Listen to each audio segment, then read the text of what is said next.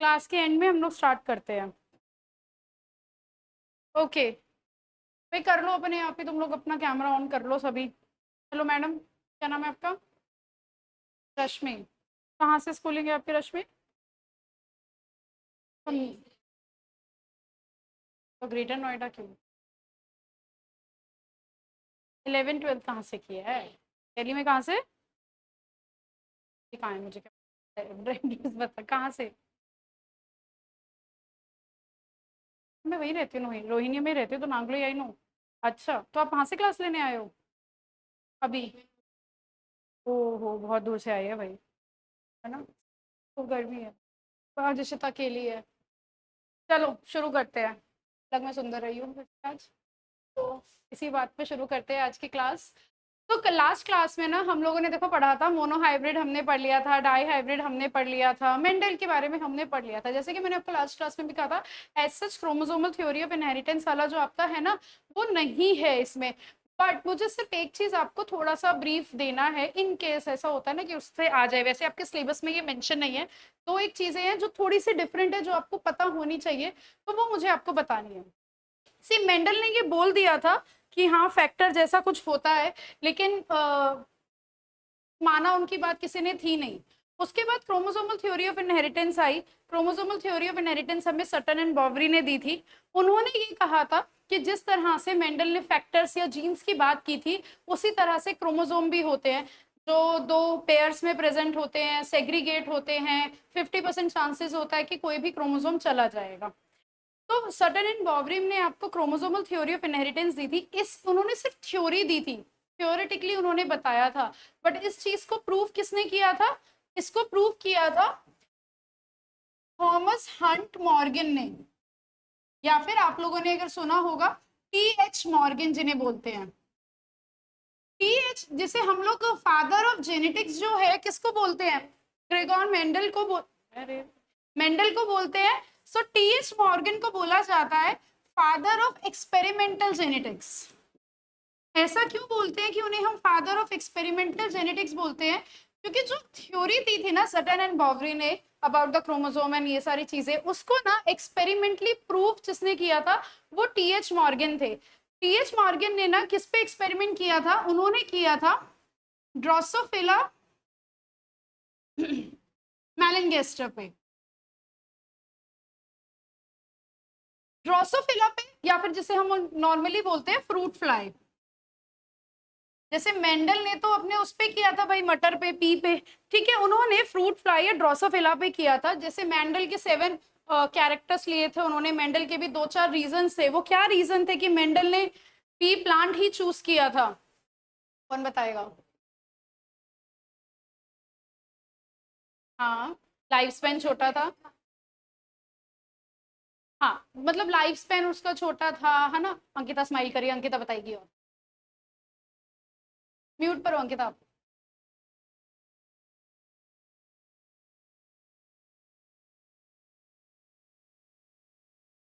अब अंकिता कह रही है मैं दूसरे रूम में जाऊंगी तब बोलूंगी, इतना टाइम थोड़ा ना है। सानिया आप बताओ। अच्छा मैंने सुना नहीं, फिर आप चले जाओ बेटा, ठीक है चले जाओ, मैंने सुना नहीं, आप चले जाओ, मैं नहीं बोलूंगी। अच्छा मुझे नहीं पता। अब अंकिता से ना हम चैट करा करेंगे, अंकिता को बोलेंगे अंकिता चैट में लिख के बताओ, ठीक है? सानिया आप बताओ। हाँ, एक तो उसका लाइफ स्पेन जो है वो छोटा होता है, और याद है हम लोगों ने लास्ट क्लास में डिस्कस किया था कि कंट्रास्टिंग फैक्टर होते हैं भाई, एकदम या तो टॉल है या फिर डॉर्फ है, ऐसे मिड नहीं मिल रहा था उसका, या तो ग्रीन कलर का है सीड या येलो कलर का है, ऐसे कुछ मिड में नहीं था। ये भी एक बहुत बड़ा बड़ा रीजन था। ठीक है, मेंडल ने जो चूज किया था पी प्लांट को। क्रॉस पॉलिनेशन सेल्फ पॉलिनेशन दोनों कराना काफी इजी था, ये भी एक कारण था मेंडल ने चूज किया। इसी तरह जो T.H. मॉर्गन, जिन्हें फादर ऑफ एक्सपेरिमेंटल जेनेटिक्स बोला जाता है, उन्होंने फ्रूट फ्लाई क्यों चूज किया था? एक तो यही रीजन था फ्रूट फ्रूट फ्लाई को चूज करने का कि फ्रूट फ्लाई जो है ना, एक ही बारी में बहुत सारी जो है प्रोजेनी देती है। ठीक है, प्रोजेनी बहुत सारी आती है, मतलब नंबर ऑफ प्रोजेनी बहुत ज्यादा है एक ही बारी में। सेकेंड, अगेन इसका भी लाइफ स्पेन छोटा होता है। दूसरा, डिस्टिंग्विश करना बहुत इजी होता है मेल एंड फीमेल में, फीमेल साइज में बड़ी होती है, मेल छोटे होते हैं, और भी कई सारे फैक्टर, बट डिस्टिंग्विश करना इजी है। चौथा, म्यूटेशन करवाना बहुत इजी है। हमें ये पढ़ना भी है कि म्यूटेशन हम खुद से कैसे करवा सकते हैं। म्यूटेशन करवाना ना इन ड्रोसोफिला में बड़ा इजी है। अगर आपको किसी में म्यूटेशन करानी है, जैसे इंडिया में बच्चों को ना बच्चों को स्कूल ट्रिप पे या कॉलेजेस में जो स्टूडेंट्स होते हैं उन्हें कॉलेज ट्रिप पे लेके जाते हैं, मुझे लेके गए थे जब मैं ग्रेजुएशन में थी। आईसीजीबी, अगर आप लोगों ने सुना हो, आईसीजीबी जेएनयू है ना, उसका जेएनयू के कैंपस के पीछे है, international centre for research in biotechnology, इसके लिए। आईसीजीबी की बाहर का है, लेकिन उसका हेडक्वार्टर एशिया का दिल्ली में है। तो वहां पे एक्चुअली में ये करवाया जाता है कि म्यूटेशन करी जाती है अलग अलग प्लांट्स पे, क्योंकि वो प्लांट्स पे मोस्टली वहाँ पे काम होता है, तो म्यूटेशन करी जाती है अलग अलग प्लांट्स पे, और फिर उसमें एक्सपेरिमेंट किया जाता है, बहुत सारी चीजें ऐसे की जाती है। आप लोग जो पढ़ोगे ना ये बीटी कॉटन, या आप लोगों ने पढ़ा भी हुआ है बायोटेक्नोलॉजी में, बीटी कॉटन, बीटी राइस, बहुत सारी ये जो है। हमारी कंट्री में तो खैर बीटी कॉटन अलाउड है, बट एक्सपेरिमेंट बहुतों में होता है, वो सारे आपको आईसीजीबी में मिलेंगे। तो मैं ये बोल रही थी बेटा, क्या हुआ, क्या नाम है आपका? रश्मि। परेशान से नहीं लग रहे? अब गर्मी लग रही है क्या? आगे यहाँ आके बैठ जाया। परेशान सी लग रही है, बहुत दूर से आए हो ना, I can understand. It's okay, कोई नहीं। सो तो बेसिकली क्या होता है कि मैं भूल गई रश्मि से बात करते हुए क्या बात कर रहे थे। ये म्यूटेशन, म्यूटेशन हम कैसे कॉज करवा सकते हैं? अगर मुझे किसी में म्यूटेशन कॉज करवानी है, उसके कई सारे कारण, कई सारे तरीके हैं। पहला होता है, जो म्यूटेशन करता है उसे म्यूटाजन बोलते हैं। फर्स्ट होते हैं फिजिकल म्यूटाजन। फिजिकल म्यूटाजन जैसे कि हमारे क्या हुए, एक्स रेज हो गई, यूवी रेज हो गई, गामा रेज हो गई, इससे आप म्यूटेशन करवा सकते हो, ठीक है।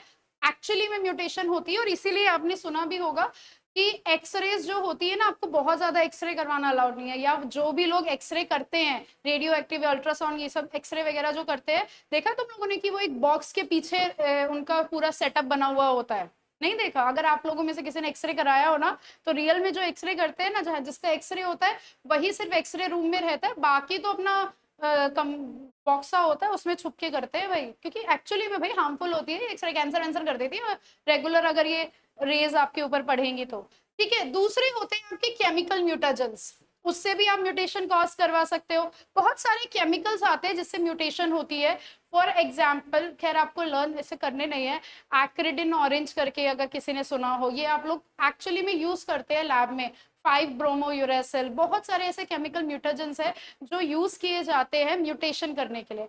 और बहुत कम, बट कई बार हम वायरस वगैरह, बायोलॉजिकल म्यूटाजेंस जिसे बोलते हैं, हम वायरस वगैरह भी यूज करते हैं, ठीक है।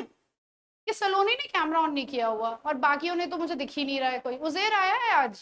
उजेर दिख नहीं रहे आप, हेलो बोलो भाई उजेर, तो मेरी स्क्रीन पे आ जाओगे। उजेर कैमरा ऑन नहीं है क्या आपका? बताओ, कर लो भाई उजेर जी, ऐसे क्यों कर रहे हो?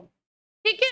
सो ये सारे कारण थे, और फाइनली जो जो हमारे मेंडल, सॉरी मॉर्गन थे, उन्होंने प्रूव किया था कि हाँ, क्रोमोसोमल थ्योरी ऑफ इनहेरिटेंस होता है।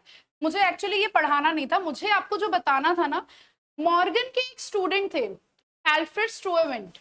उन्होंने ना, मॉर्गन की ही लैब में काम करते थे वो, अगर आप लोगों ने वो सुना भी होगा उनके बारे में। उन्होंने ना क्या दिए थे, उन्होंने जेनेटिक मैप्स दिए थे। जेनेटिक मैप क्या बताते हैं, वो ये बताते हैं कि दो जीन के बीच में कितना गैप होता है। अगर ये सबने पढ़ा होगा थोड़ा बहुत, सभी के एनसीईआरटी जो है 12th क्लास की, वहां पर ये मेंशन भी है। अल्फ्रेड स्टुअरवेंट ने हमें जेनेटिक मैप दिया था जो ये बताता है कि दो जीन के बीच में कितना गैप है। जैसे कि ये एक ए जीन है, एक बी जीन है, इस ए और बी के बीच में कितना गैप है, ये फिजिकल मैप नहीं है, फिजिकली नहीं बता रहा, नंबर ऑफ बेस पेयर्स नहीं बताता, इसे हम जेनेटिक मैप बोल रहे हैं कि ये जेनेटिकली बता रहा है कि कितना गैप है। अब वो कैसे बताएगा? जेनेटिकली का क्या मतलब हुआ? जेनेटिक मैप का मतलब है कि कितने परसेंट रिकॉम्बिनेशन बन रहे हैं, ठीक है। जितने परसेंट रिकॉम्बिनेशन बन रहे हैं ना, उतना ही गैप होगा। उधर ये पढ़ा है क्या कभी आपने ऐसा? अच्छा, सब मतलब बाकियों ने भी पढ़ा है ना, ऐसा ऐसा तो नहीं है कि बिल्कुल न्यू है आप लोगों के लिए। नहीं भी पढ़ा तो हम पढ़ लेंगे, ऐसी कोई बात नहीं है। तो अल्फ्रेड स्ट्रोमैन ने कहा था कि दो जीन्स के बीच में कितना गैप है, वो कैसे पता लगेगा कि कितने परसेंट रिकॉम्बिनेशन है या कितने परसेंट रिकॉम्बिनेंट्स बन रहे हैं। अगर मान लो 50, मैं बताऊंगी रिकॉम्बिनेशन का मतलब, जितने परसेंट भी रिकॉम्बिनेशन है या जितने परसेंट भी रिकॉम्बिनेंट्स बन रहे हैं उतना ही गैप है। लेट्स से 20% अगर रिकॉम्बिनेशन है तो गैप होगा दो जीन के बीच में, या डिस्टेंस कितना होगा, 20 सेंटीमॉर्गन। सी हम स्मॉल लिखेंगे, एम हम कैपिटल लिखेंगे, सेंटीमीटर नहीं है ये। सी एम जो होता है ना, स्मॉल सी स्मॉल एम, वो सेंटीमीटर होता है। ये सेंटीमीटर नहीं है, ये है सेंटीमॉर्गन। उन्होंने अपने गाइड को या जो भी उनके मेंटोर थे मॉर्गन के नाम पे रखा है सेंटीमॉर्गन। अब मैं ये जो बोले जा रही हूँ, बहुत फास्ट हो रहा है क्या रश्मि? अब मैं ये जो बोले जा रही हूँ बार बार रिकॉम्बिनेंट रिकॉम्बिनेंट, इसका क्या मतलब है? इसका मतलब देखो क्या है, याद है हम लोगों ने लास्ट क्लास में डाई हाइब्रिड क्रॉस किया था। डाई हाइब्रिड क्रॉस में हमने लिए थे राउंड एंड येलो, और क्या लिया था समिया हमने? समिया कहाँ है? राउंड एंड येलो, और दूसरा कौन सा लिया था पेरेंट बेटा? करेक्ट। F1 में हमारे सारे क्या बने थे? Round and yellow. लेकिन F2 में ना, किससे पूछूं भाई, कौन करेगा? इशिता ही बता दे। इशिता, F2 में क्या क्या बना था हमारा? राउंड येलो बना था और रिंकल ग्रीन तो बना ही था। और क्या बने थे? Round green, wrinkle yellow. Okay, so अब आप देखिए पेरेंट्स में राउंड येलो है और रिंकल ग्रीन है, राइट? सिर्फ ये दो कॉम्बिन दो, और इवन F1 में भी सिर्फ राउंड येलो थे। तो अगर मैं round yellow and wrinkle green को पेरेंटल बोल सकती हूँ, क्योंकि वो पेरेंट में ये वाले फिनोटाइप वैसा था। Round green and wrinkled yellow, क्या ये पेरेंट में थे? तो इन्हें हम लोग क्या बोलेंगे? रिकॉम्बिनेंट। बट एग्जैक्टली इसमें हम नहीं बोल सकते, पता है क्यों? ये तो मैंने आपको समझाने के लिए बोला है। ये जो हमें, मैंने आपको स्टार्टिंग में भी बोला था कि मैंडल जो है ना वो सक्सेसफुल क्यों हो पाए थे। मैंडल इसलिए सक्सेसफुल हुए थे क्योंकि ये जो 7 कैरेक्टर्स उन्होंने लिए थे वो 7 डिफरेंट क्रोमोसोम्स पर थे, है ना? तो मैं आपको बस समझाने के लिए ये बता रही हूँ कि ये वाले दो हैं, इन्हें हम रिकॉम्बिनेंट्स बोल सकते हैं। अब मान लो अगर मैं बोलूं कि ये पेरेंटल है, मान लो 1000 में से ये 400 बना, ये 400 बना, और ये दोनों जो है 100 बने, है ना? तो पेरेंटल आपका होगा 80% और रिकॉम्बिनेंट आपका कितना होगा?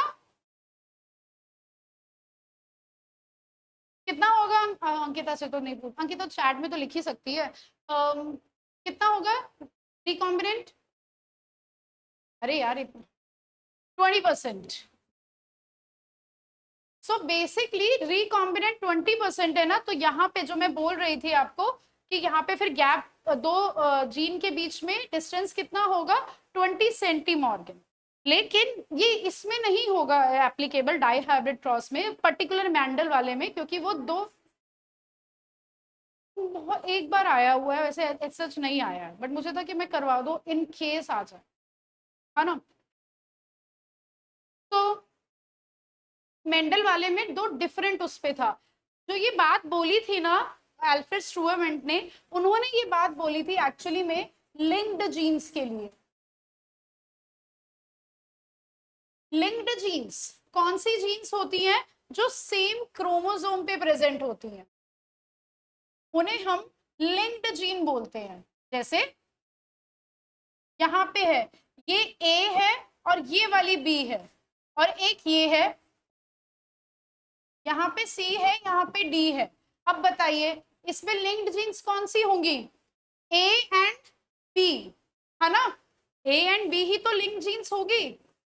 सी एंड डी थोड़ी ना लिंक जीन है, क्योंकि वो अलग अलग क्रोमोसोम पे प्रेजेंट है। तो अल्फ्रेड स्ट्रूअरमैन का ये कहना था कि जो जीन जितना पास होगी ना उसमें रिकॉम्बिनेशन या क्रॉसिंग ओवर के चांसेस उतने कम होंगे। हम ये लिख सकते हैं कि डिस्टेंस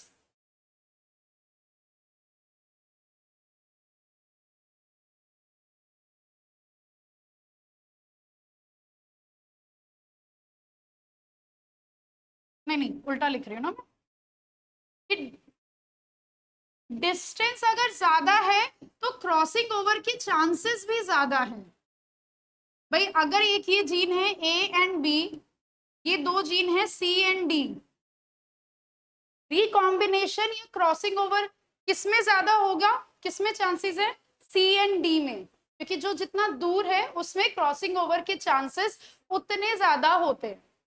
मैं दोबारा से समझाती हूँ, आई अंडरस्टैंड आप लोगों को ऐसा लग रहा है पता नहीं हम क्या पढ़ रहे हैं, है ना। बाकी कौन है, अंकिता का कैमरा ऑफ है, ये सलोनी ने तो करा ही नहीं है नोना लिखकर। सलोनी जी तो ऐसे कौन सी पढ़ाई हो रही है छोटे छोटे बच्चों के साथ, सलोनी बता यार। और यहाँ पर सलोनी होती है तो वो सबसे ज्यादा बोलती है कि मैम सबका कैमरा ऑन कराओ, है ना। तो बेसिकली देखिए मैं आपको क्या कह रही हूँ, मैंने सिर्फ एक बार दोबारा से करते हैं। अल्फ्रेड स्टुअर्ट थे, उन्होंने हमें जेनेटिक मैप दी। जेनेटिक मैप क्या कहते हैं, जेनेटिक मैप बोलते हैं कि एक क्रोमोसोम पर जो दो जीन्स प्रेजेंट है उनको, पहली बात तो हमने क्या बोला, लिंक्ड जीन्स, उनके बीच में कितना डिस्टेंस है वो कैसे निकालेंगे, कि कितने रिकॉम्बिनेंट्स बनते हैं जब हम क्रॉस करवाते हैं, ठीक है। जितने रिकॉम्बिनेंट्स बन रहे हैं उतना ही उनके बीच में डिस्टेंस है। अगर 20% रिकॉम्बिनेंट्स बने हैं तो डिस्टेंस हमने कितना बोल दिया सानिया जी, नींद आ रही है उसे, 20 सेंटीमॉर्गन, हमने उसे 20 सेंटीमॉर्गन डिस्टेंस। अगर 30% बने हैं तो 30 सेंटीमॉर्गन, ये तो बहुत बढ़िया हो गया, फिर तो हमने जेनेटिक मैप बना दिया, बढ़िया हो गया। लेकिन इसकी भी एक लिमिटेशन थी। इसकी लिमिटेशन क्या थी, आपको लिमिटेशन सभी को पता होनी चाहिए कि इसकी लिमिटेशन क्या थी भाई, कि कभी भी रिकॉम्बिनेंट्स ना 50% से ज्यादा नहीं बनेंगे, नेवर बी मोर देन 50%। कि रिकॉम्बिनेंट्स, इससे ज्यादा मैं नहीं पढ़ा रही, आपके कोर्स में इससे ज्यादा है नहीं, कि रिकॉम्बिनेंट्स कभी भी 50% से ज्यादा नहीं बनेंगे, हमेशा parental genotype, sorry parental phenotype या जीनोटाइप जो भी है वो आएगा ही आएगा। 50% तो आपके पेरेंटल बनेंगे ही बनेंगे, नहीं तो हमेशा ही बिल्कुल ही अलग बन जाता हर कुछ, ठीक है। सो ये लिखेंगे कि डिस्टेंस कभी भी कैन नेवर बी, ये जेनेटिक मैप में, हाँ, in genetic map distance can never be more than 50 सेंटीमॉर्गन, ये छोटा लिखेंगे। जेनेटिक मैप में दो जीन्स के बीच का जो डिस्टेंस होता है वो 50 सेंटीमॉर्गन से कभी भी ज्यादा नहीं हो सकता, और ये इसकी लिमिटेशन है, क्योंकि ऐसा नहीं है कि फिजिकली हो सकता है, दो डिफरेंट, फिजिकली हो सकता है ए और ये बी है, यहाँ पे ये सी और ये डी है, फिजिकली ये दोनों ही दूर दूर हैं, बट दोनों का ही मैक्सिमम जो जेनेटिक मैप में डिस्टेंस होगा वो कितना होगा, 50 सेंटीमॉर्गन। इसीलिए जेनेटिक मैप इतने भी रिलायबल नहीं है, वो तो उस टाइम की बात है काफी साल पहले की, तो इसीलिए उस टाइम उन्होंने कहा कि हाँ भाई बहुत बढ़िया, क्योंकि हमें रिकॉम्बिनेशन का पता लग जाता है। आप लोग अगर आगे जाके जेनेटिक्स पढ़ते हो तो उसमें आपको ये करना होगा, उसमें आप पढ़ते हो, ये आएगा पूरा बहुत डिटेल में, ठीक है। और मुझे हितेश से बात करनी है। हाय हितेश, आवाज आ रही है, क्योंकि मैं क्या करूं, मेरे सामने ना बॉयज में सिर्फ हितेश एंड उजैर है, तो मैं ऑप्शन है। हितेश जरा समझा दो सभी बच्चों को जेनेटिक मैप क्या होते हैं।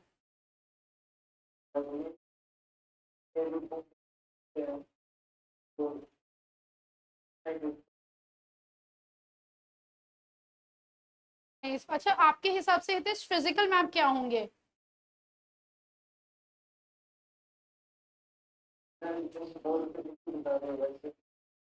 आवाज नहीं आ रही, सॉरी हितेश आपकी ना आवाज नहीं आ रही, अब गलत बोल रहे हो ऐसे ही, मुझे समझ नहीं आ रहा। चलो मैं ही बता देती हूँ कि फिजिकल मैप बेसिकली क्या होंगे, अगर मैं फिजिकल, कि उनके बीच में कितने न्यूक्लियोटाइड्स है, वो फिजिकल मैप है। जेनेटिक मैप आपका ये बताता है कि उसमें रिकॉम्बिनेशन कितने रिकॉम्बिनेंट्स बनेंगे। इसीलिए जेनेटिक मैप इतने भी रिलायबल नहीं है, क्योंकि 50 सेंटीमॉर्गन के बाद डिस्टेंस, जैसे मैंने इसमें बोला ना, ए और बी में भी 50% रिकॉम्बिनेंट्स बन रहे हैं, सी और डी में भी 50% रिकॉम्बिनेंट्स बन रहे हैं, बट फिजिकली तो ये ज्यादा दूर है ना। आपको इस पूरे टॉपिक से जो लेके जाना है वो ये लेके जाना है, समझना है कि स्टुअर्ट एल्फ्रेड जो थे, मॉर्गन के जो स्टूडेंट थे, उन्होंने जेनेटिक मैप दिए थे। उन्होंने ये बोला कि एक क्रोमोसोम पे जो दो जीन्स प्रेजेंट होती हैं, उन दो जीन्स के बीच का जो डिस्टेंस होता है वो हम सेंटीमॉर्गन्स में लिखते हैं। थर्ड पॉइंट आपको याद रखना है कि नंबर ऑफ रिकॉम्बिनेशन या percentage of recombination is equal to genetic distance between two genes. बस ये तीन चीज याद रखो। चौथी अगर याद रख सको तो ये कि लिमिटेशन ये है कि 50 सेंटीमॉर्गन से ज्यादा कभी भी जेनेटिक मैप में डिस्टेंस नहीं हो सकता, ये उसकी लिमिटेशन है बस, और कुछ नहीं। आपको ये 4 पॉइंट पता होने चाहिए, अगर क्वेश्चन आएगा इससे बाहर नहीं आएगा, क्योंकि इस लेवल पे इससे ज्यादा है ही नहीं। एक्चुअली में ना ये वाला जो हमने अभी सब पढ़ा, ये पहले एनसीईआरटी में भी होता था, वो कट गया है, नहीं तो ये सब मैंने एनसीईआरटी में ही पढ़ा था। क्लियर है सभी को ये टॉपिक? किसी को नोट करना है क्या? किसी का छूट गया ऑनलाइन? नहीं, सबका हो गया। ओके। हाँ, नहीं क्यों नहीं हो सकता, ये कह रहे हो आप?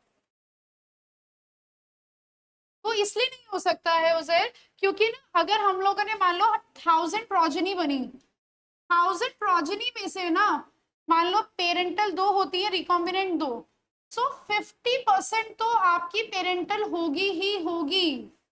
500, क्योंकि गेमीट्स जो है ना वो 50% जाएंगे, तो इस तरह से रिकॉम्बिनेशन होगा कि 50% आपकी पेरेंटल बनेगा ही बनेगा।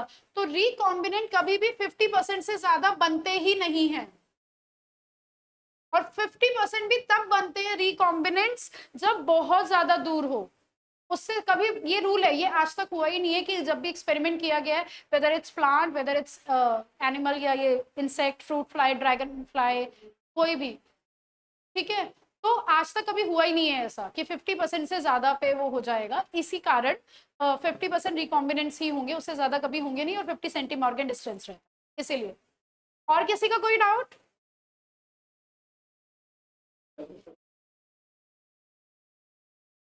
यस, यस, वही तो मैंने बोला उजैर कि अगर ना ये दो जीन है, ए और बी, ये और एक अलग से क्रोमोसोम पे दो जीन्स हैं, ठीक है, इन दोनों पर 50% रिकॉम्बिनेंट्स बन रहे हैं, क्योंकि मैंने अभी बोला 50% से ज्यादा कभी बनते ही नहीं है, इसीलिए दोनों में मैंने लिख दिया 50 सेंटीमॉर्गन। बट फिजिकली तो इनका डिस्टेंस अलग अलग है ना दोनों के बीच का, इसीलिए जेनेटिक मैप इतने रिलायबल नहीं है अगर जीन दूर दूर हैं एक ही क्रोमोसोम, ये मैंने बोला, ठीक है। Any doubt? सच में आया ना तुम लोग को समझ? वही तो मैंने बोला ना कि देखो फिजिकली आप नहीं बता सकते ना, 50% रिकॉम्बिनेंट्स बन रहे हैं इसमें भी और इसमें भी। आप देखो फिजिकली इसमें गैप कम है, इसमें ज्यादा है ना, तो आफ्टर 50%, चाहे उसमें गैप और ज्यादा हो कम हो जितना भी हो, वो सबके लिए आंसर 50 सेंटीमॉर्गन ही होगा, क्योंकि कभी भी 100% रिकॉम्बिनेंट्स बनते ही नहीं है। भाई अगर आप लोग को करके दिखाऊं मैं, एक ये जीन है कैपिटल ए कैपिटल बी, ठीक है, ये एक क्रोमोसोम है, दूसरा क्रोमोसोम है ये है आपका स्मॉल ए स्मॉल बी, इसमें रेप्लीकेशन होगी तो capital A capital B, capital A capital B, और दो बनेंगे स्मॉल ए स्मॉल बी। अब सारे गैमेट्स में तो कभी भी क्रॉसिंग ओवर नहीं होगी ना, आपके फिर चलो क्रॉसिंग ओवर हो भी गई तो एक तो 50% तो वैसे के वैसे ही रहेंगे, 50% में आपकी इस तरह से मान लो हम मान सकते हैं क्रॉसिंग ओवर हो जाएगी, सब में थोड़ी ना क्रॉसिंग ओवर हो जाएगी ऐसे। तो 50% ये वाला और ये वाला गैमेट, ये तो पेरेंटल ही रहेगा, तो ये जाके पेरेंटल गैमेट से अगर इसने फ्यूज किया तो रिकॉम्बिनेंट बनेंगे ही नहीं ना, इवन आफ्टर क्रॉसिंग ओवर। तो 50% से ज्यादा कभी रिकॉम्बिनेंट होते नहीं है, इसलिए गैप कभी भी 50 सेंटीमॉर्गन से ज्यादा कभी होगा नहीं।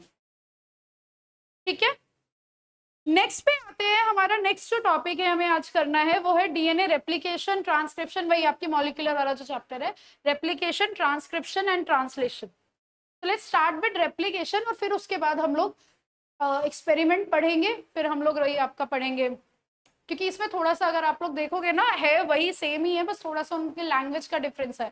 तो आज की क्लास के बाद I will tell you the chapter, सभी लोग घर जाके कैम्ब्रिज वाली बुक पढ़ेंगे, ठीक है, इंक्लूडिंग यू, आपको भी सभी लोग पढ़ेंगे कि लैंग्वेज तुम्हें थोड़ी सी पढ़नी आए, क्योंकि हम लोगों ने क्वेश्चंस देखे हैं ऐसे डायरेक्ट नहीं आते हैं। तो let's start DNA. Deoxyribose nucleic acid, DNA किसका बना हुआ होता है? डीएनए में 3 चीजें होती हैं, कौन कौन सी? एक तो पेंटोज शुगर होती है, पेंटोज का मतलब क्या हुआ? 5 कार्बन शुगर, जिसे हम राइबोज बोल रहे हैं। एक इसमें होते हैं नाइट्रोजिनस बेस पेयर, जो हमारे पास डीएनए में दो हैं, दो types, purines, pyrimidines. Purines further दो होते हैं, एडेनाइन, ग्वानाइन,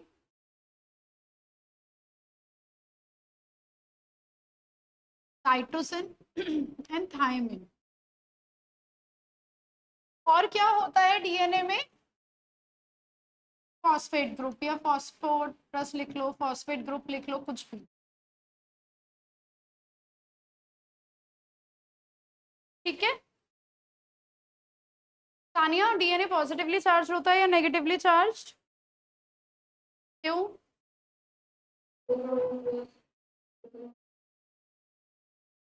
क्या होता है उसके पास? बेसिक प्रोटीन होते हैं डीएनए के पास। उससे नेगेटिव कैसे हुआ? अच्छा हाँ, तो बेसिकली फॉस्फेट, यस, ये डीएनए में ना फॉस्फेट ग्रुप होता है, हमने बनाया ना यहाँ पे PO4 माइनस, डीएनए में फॉस्फेट ग्रुप होता है जिसकी वजह से उस पर नेगेटिव चार्ज होता है। अब हम लोग बना के देखते हैं डीएनए की बैकबोन। ये आपको पता है ना कि डीएनए में 3 चीजें होती है, nitrogenous base pair, base pair 2 type के होते हैं, प्यूरिन्स एंड पिरिमिडिन्स। प्यूरिन्स में ना अगर हम उसका डायग्रामेटिकली देखेंगे, वो कभी भी क्वेश्चन नहीं आया है ना, आपको करना है, लेकिन आपको हल्का सा बस इतना पता होना चाहिए कि ये जो प्यूरिन्स होते हैं ना उनमें 2 रिंग होती है, ठीक है, जबकि पिरिमिडिन में सिंगल रिंग होती है, ये मेजर डिफरेंस है। और भी है बट मेजरली इतना ही है कि प्यूरिन्स में 2 रिंग होती है, पिरिमिडिन्स में, प्यूरिन्स 2 होते हैं हमारे पास, adenine and guanine. Pyrimidines generally 3 होते हैं, साइटोसिन, थायमिन एंड यूरेसिल, लेकिन डीएनए में सिर्फ साइटोसिन एंड थायमिन मिलता है, जबकि आरएनए में आपको यूरेसिल, थायमिन की जगह यूरेसिल मिलता है, ठीक है। अब हम आते हैं डीएनए की जो बैकबोन है वो किसकी बनी हुई, उससे पहले एक और चीज, एक आपने वर्ड पढ़ा होगा nucleotide and nucleoside. Nucleoside is nothing, it is just sugar, मतलब ribose sugar plus base pair, nitrogenous base pair. और न्यूक्लियोटाइड मतलब उसमें आप शुगर भी ले लो, बेस पेयर भी ले लो, और उसमें फॉस्फोरस भी ले लो, जब सब कुछ होता है उसको हम न्यूक्लियोटाइड बोलते हैं। सो बेसिकली डीएनए की न्यूक्लियोटाइड क्या हुई? बेसिक यूनिट हुई कि डीएनए किसका बना है? डीएनए इज द पॉलीमर कह लो आप ऑफ न्यूक्लियोटाइड्स, बहुत सारे न्यूक्लियोटाइड्स का आपका डीएनए बना हुआ होता है। डीएनए की लिखना है क्या किसी को? बता देना भाई अगर किसी को लग रहा है मैं बहुत जल्दी जल्दी करा रही हूँ। और कौन कौन आया आज? अंकिता से बात हो गई, अनमोल से नहीं हुई आज। अनमोल कहाँ हो आप? हेलो हाय बोलो भाई। उजैर से हो गई, नोना तो खोल ही नहीं रही है कैमरा। रुद्रा, रुद्रा से भी नहीं हुई आज। तुम लोग नमस्ते, गुड इवनिंग, कुछ तो बोल दिया करो यार। कहाँ है Rudra and Anmol? Good afternoon Anmol ji, बताओ यार। ऐसे कैमरा कोई नहीं, आपका तो एस्थेटिक लगता है, कैमरा ऑन कर लिया करो। और रुद्रा, रुद्रा कहाँ है?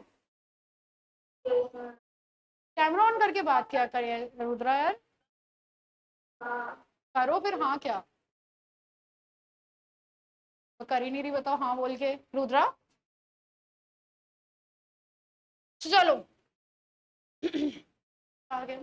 तो डीएनए के बैकबोन पे आते हैं। डीएनए की बैकबोन या डीएनए का स्ट्रक्चर बेसिकली क्या होता है, जो हम लोगों ने एक बार लास्ट क्लास में मैंने बॉन्ड्स डिस्कस किए थे आप लोगों से। शुगर है, शुगर मॉलिक्यूल में कितने कार्बन है, पेंटोज है, राइबोज है, तो मतलब 5 कार्बन है। बना दो भाई 5 कार्बन, सुंदर से 5 कार्बन बना दिए हमने। ये वाला फर्स्ट है, यहाँ सेकंड है, यहाँ थर्ड है, यहाँ फोर्थ है, यहाँ पे इसे अटैच करके ये फिफ्थ है। ये जो फर्स्ट कार्बन होता है इससे आपका क्या अटैच होता है, बेस पेयर। जैसे कि मैंने यहाँ पे अटैच कर लिया ग्वानाइन। फिफ्थ कार्बन से आपका अटैच होता है फॉस्फोरस, ठीक है। ये मैंने अटैच कर दिया फॉस्फोरस, खाली पी लिख देते।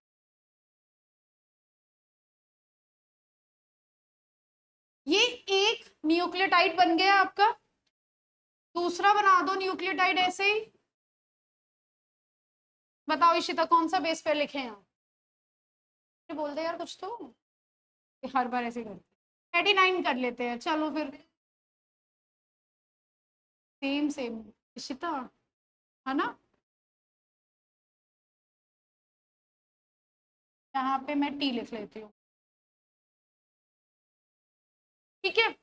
इसके अब हम लोग ऑपोजिट वाली बनाएंगे, क्योंकि डीएनए हमें पता है कैसा होता है, डबल हेलिकल। डबल हेलिकल, उसमें 2 चेन्स होती है और दोनों आपस में एंटी पैरेलल होती है। उसका मीनिंग हम अभी देखेंगे, बट ठीक है चलो बनाते हैं भाई। ये ना उल्टा बनेंगे, नहीं तो पिछली बार मैंने शायद क्लास में बनाया था ना, उल्टा नहीं बन गया था। ऐसे बनाते हैं चलो।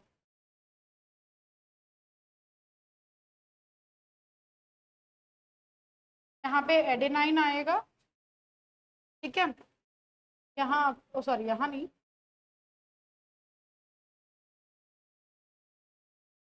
यहाँ पे फॉस्फोरस।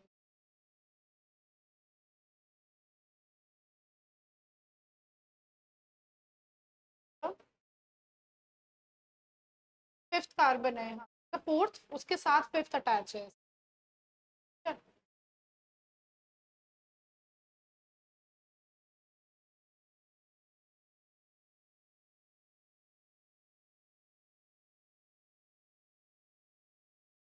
इस तरह से, ओके। सबसे पहले तो सबसे इजी वाले पार्ट पे आते हैं।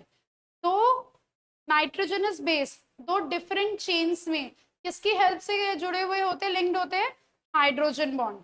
एडेनिन एंड थाइमिन में कितने, एक प्यूरिन एक पिरिमिडिन से ज्वाइन करता है। सो एडेनिन ज्वाइन करता है थाइमिन के साथ, ग्वानाइन जो है साइटोसिन के साथ।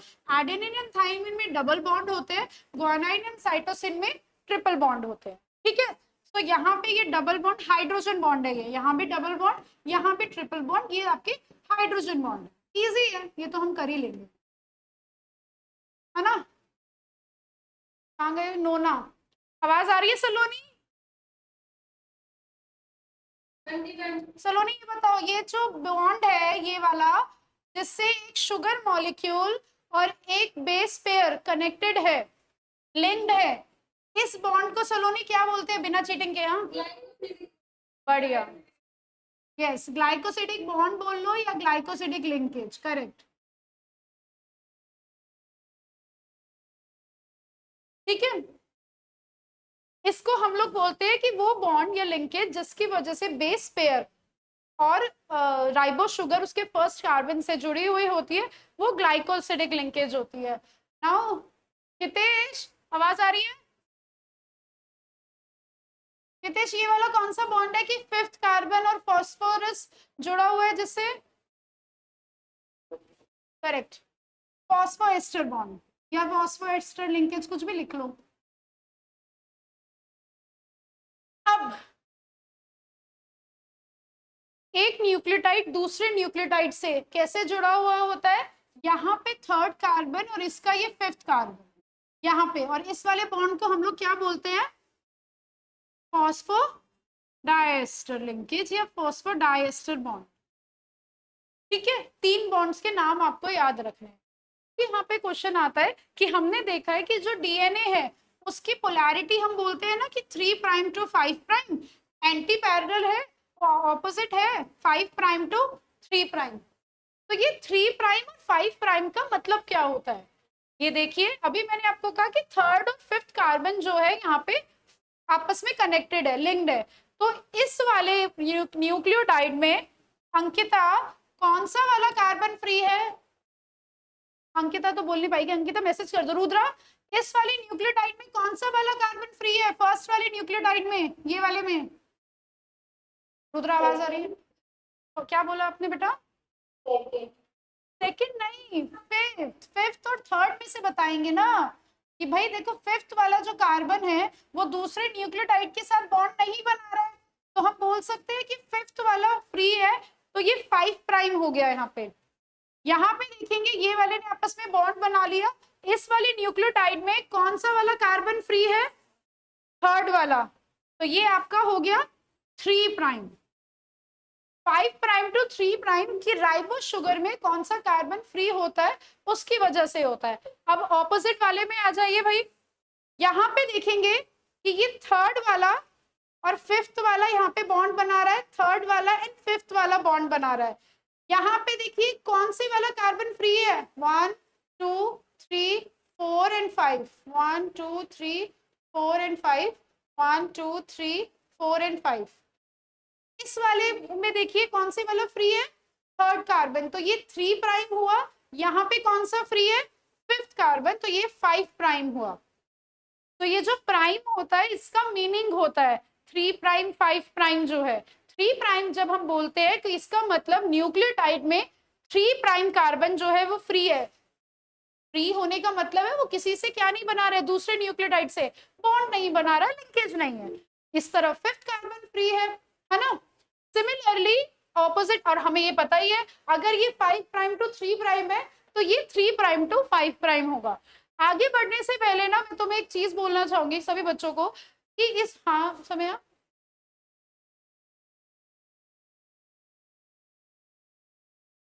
थर्ड, हाँ वही मतलब फॉस्फेट और उससे कनेक्टेड होता है फिफ्थ कार्बन या फॉस्फेट पूरे उससे ग्रुप से ना बेटा, यही कह रहे हो ना समय आप?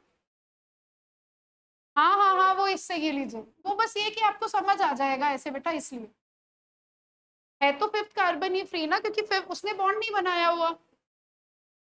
आपको ना इस चैप्टर में जो याद रखना है ना, वो एक चीज याद रखनी है, वो है हर चीज का आंसर जो होगा ना इसमें आप ऐसे सोचना 5 प्राइम टू 3 प्राइम है। इसका क्या मतलब है, क्योंकि ये क्वेश्चन आया हुआ है एक बार और आपने सुना भी होगा। हम आगे करेंगे कि आपको एक डीएनए की स्ट्रैंड दे दी जाएगी और आपको बताना होगा एमआरएनए बना के दिखाना होगा। अब कई बार ना बच्चे, या फिर डीएनए पॉलीमरेज किस डायरेक्शन में काम करता है कि जब हम रेप्लिकेशन करते हैं तो कौन सी स्ट्रैंड जो होती है वो आपकी फ्रेगमेंटेड वाली होती है, डिसकंटिन्यूअस स्ट्रैंड होती है, और कौन सी कॉन्टिन्यूअस स्ट्रैंड होती है, कौन सी डायरेक्शन में बनेगा, ये बड़ा कंफ्यूजिंग होता है, मतलब वो याद होता ही नहीं है। तो हर एक चीज का आंसर ना हम लोग अभी करेंगे भी, आपको याद रखना है 5 प्राइम टू 3 प्राइम। एमआरएनए का क्या होता है polarity? 5 prime to 3 prime. DNA polymerase जो है किस डायरेक्शन में काम करेगा, किस डायरेक्शन में वो अपना बॉन्ड वो बनाएगा, क्या कहते हैं, रेप्लिकेशन करेगा? 5 प्राइम टू 3 प्राइम। अगर आप इसका ये याद रखोगे ना 5 प्राइम टू 3 प्राइम, तो आपको इस चैप्टर में ये वाले क्वेश्चन अटेम्प्ट करने में कभी प्रॉब्लम नहीं होगी, क्योंकि सबसे ज्यादा आप लोग को ट्रांसक्रिप्शन सभी को आता होगा, नहीं भी आता होगा अभी भी समझ आ जाएगा। ट्रांसक्रिप्शन बड़ा इजी है, रेप्लिकेशन बहुत इजी है, कर लोगे। प्रॉब्लम ही यही आती है कि आप लोग भूल जाते हो कि वो पोलैरिटी क्या है, एमआरएनए कौन सा है, कोडिंग स्ट्रैंड कौन सी है, टेम्पलेट स्ट्रैंड कौन सी है, ये थोड़ा डिफिकल्ट लगता है। तो बस अभी इस चैप्टर के कंटिन्यू करते हुए मैं बताऊंगी, बट वैसे आप याद रखना हर चीज का आंसर आपका 5 प्राइम टू 3 प्राइम है। ओके, तो डीएनए बेसिकली ना क्या हुआ था, डीएनए हमें पता लग गया था डीएनए का डबल हेलिकल स्ट्रक्चर होता है इस तरह से। सुंदर सा डीएनए बनाओ, मोटू सा।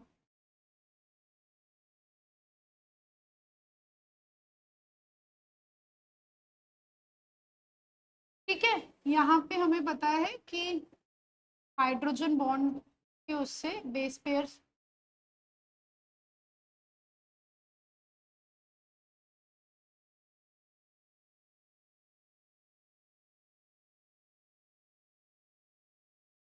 ये मान लो ए है तो यहाँ टी होगा, इस तरह से बेस पेयर जो है आपस में कनेक्टेड होते हैं। ठीक है, एक सेकेंड ना मैं तुम्हारी बुक में देख लूँ कि यहाँ पे क्या क्या इन्फॉर्मेशन है। 1 मिनट। आप लोगों ने वैसे पढ़ा ही होगा कि एक जो टर्न होता है इसमें कितने बेस पेयर्स होते हैं डीएनए के में, करेक्ट है ना, टोटल 3.4 नैनोमीटर होता है, और दो चलो मैं वैसे भी बता देती हूँ, फिर बुक से देख लेंगे कि एक जो ये टर्न है इसमें टोटल 3.4 नैनोमीटर का होता है। इसका मतलब दो बेस पेयर के बीच का गैप जो है ये वाला, इसको मैं ऐसे बनाऊं यहाँ पर, ये जो गैप है वो कितना हुआ 0.34 नैनोमीटर। और इसको हम और क्या लिख सकते हैं, इसको हम लिख सकते हैं 3.4 angstrom. 1 angstrom equals to 10 to the power -10 metre. ये पता है आप लोगों को, ये एंगस्ट्रॉम बोलते हैं 10 टू द पावर -10 नैनो। ये अगर पता है तो बहुत अच्छा, नहीं पता तो प्लीज लिख लो। जब इसे तो पता था क्या, क्या सानिया, नहीं आवाज आ रही, सॉरी। Oh thank you. एक मिनट, हाँ मैं बस तुम्हारी बुक में देख लूँ यहाँ पे और क्या क्या इस डीएनए के ना क्या क्या मेंशन है, ऐसे तो बहुत सारा है नहीं तो।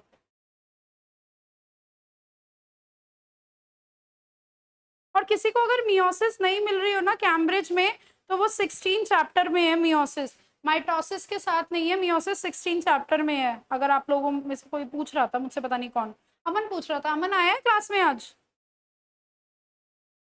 नहीं है क्या अमन? नहीं है, बोल ही नहीं रहा, तो नहीं होगा, नहीं तो अमन तो बोलता है।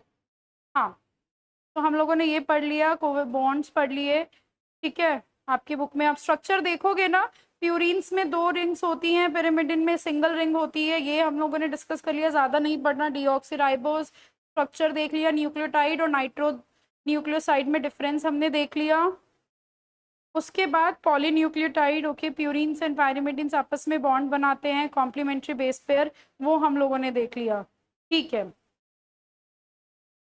ठीक है, उसके बाद अच्छा एक और चीज है यहाँ पर जो इन्होंने बोला हुआ है, हम अभी वो नहीं करेंगे, क्या कहते हैं, डीएनए रेप्लिकेशन करते हैं। आज मैं आपको एक्सपेरिमेंट नहीं कराऊंगी,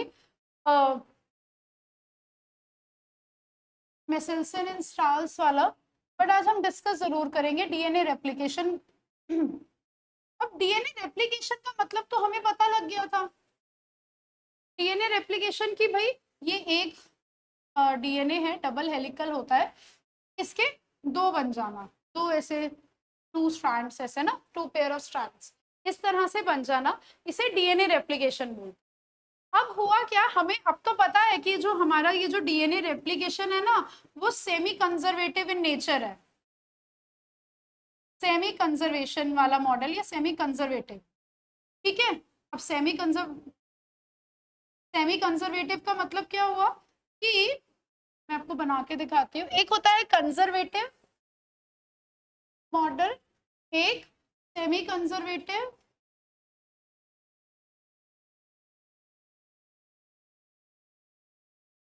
ठीक है। तो तुम्हारी बुक में यहाँ पे है मेंशन ये वाला दूसरा, नहीं इनमें वैसे, हाँ in semi conservative replication, conservative replication बहुत ज्यादा नहीं है, इन्होंने बस एक वर्ड में ना लिखा हुआ है यहाँ पर, सो आई बिलीव आपको ना पता होना चाहिए सेमी कंजर्वेटिव, कंजर्वेटिव और ये वाला। सेमी कंजर्वेटिव में क्या होता है, ये दो डीएनए स्ट्रैंड है, ये कहता है नहीं बनेंगे,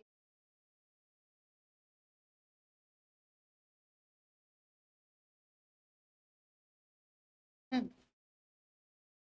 ये दो डीएनए स्ट्रैंड है, ये कहते हैं जो दो नई स्ट्रैंड बनेगी ना, दो पेयर, पेरेंटल स्ट्रैंड एक साथ कॉपी हो जाएंगे, और जो आपकी डॉटर स्ट्रैंड है, ये वाले पेरेंटल स्ट्रैंड है, दोनों एक साथ कॉपी हो जाएंगे, और डॉटर स्ट्रैंड एक साथ कॉपी होंगे, एक सेल में पेरेंटल जाएंगे, एक सेल में डॉटर स्ट्रैंड जाएंगे। सेमी कंजर्वेटिव क्या कहता है कि अगर मान लो ये पेरेंटल स्ट्रैंड है आपके, तो एक तो पेरेंटल स्ट्रैंड जाएगा न्यू सेल में, और एक आपका डॉटर स्ट्रैंड जाएगा, इस तरह से, ये आपका सेमी कंजर्वेटिव है।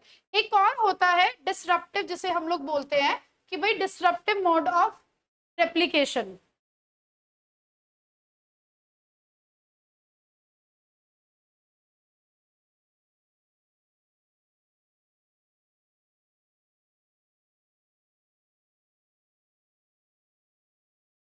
डिस्पर्सिव या हाँ, डिस्पर्सिव मोड ऑफ रेप्लिकेशन।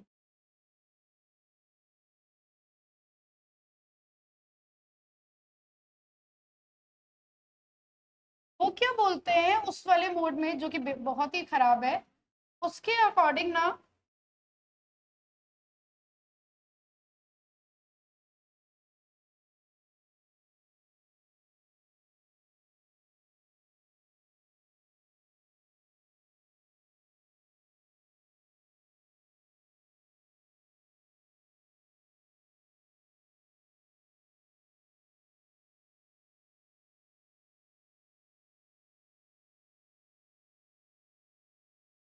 इस तरह से कि पेरेंटल, अगर आपको ये सभी को दिख रहा है कि जो पेरेंटल डीएनए है और जो डॉटर डीएनए है वो थोड़ा थोड़ा आपस में जुड़ जाएगा, पूरी स्ट्रैंड नहीं, बिल्कुल टूट के थोड़ा थोड़ा आपस में जुड़ जाएगा। इसे डिस्पर्सिव मोड ऑफ रेप्लिकेशन बोलते हैं। ये कंजर्वेटिव मोड ऑफ रेप्लिकेशन है और ये semi conservative. Conservative mode of replication कहता है कि सारी की सारी पेरेंटल स्ट्रैंड, दोनों पेरेंटल स्ट्रैंड एक सेल में चली जाएगी एक तरफ, और डॉटर स्ट्रैंड एक तरफ चली जाएगी। सेमी कंजर्वेटिव कहता है कि जो पेरेंटल स्ट्रैंड है, न्यू और डॉटर स्ट्रैंड, एक पेरेंटल स्ट्रैंड और एक डॉटर स्ट्रैंड पास होगी, एक पेरेंटल स्ट्रैंड और एक डॉटर स्ट्रैंड पास होगी।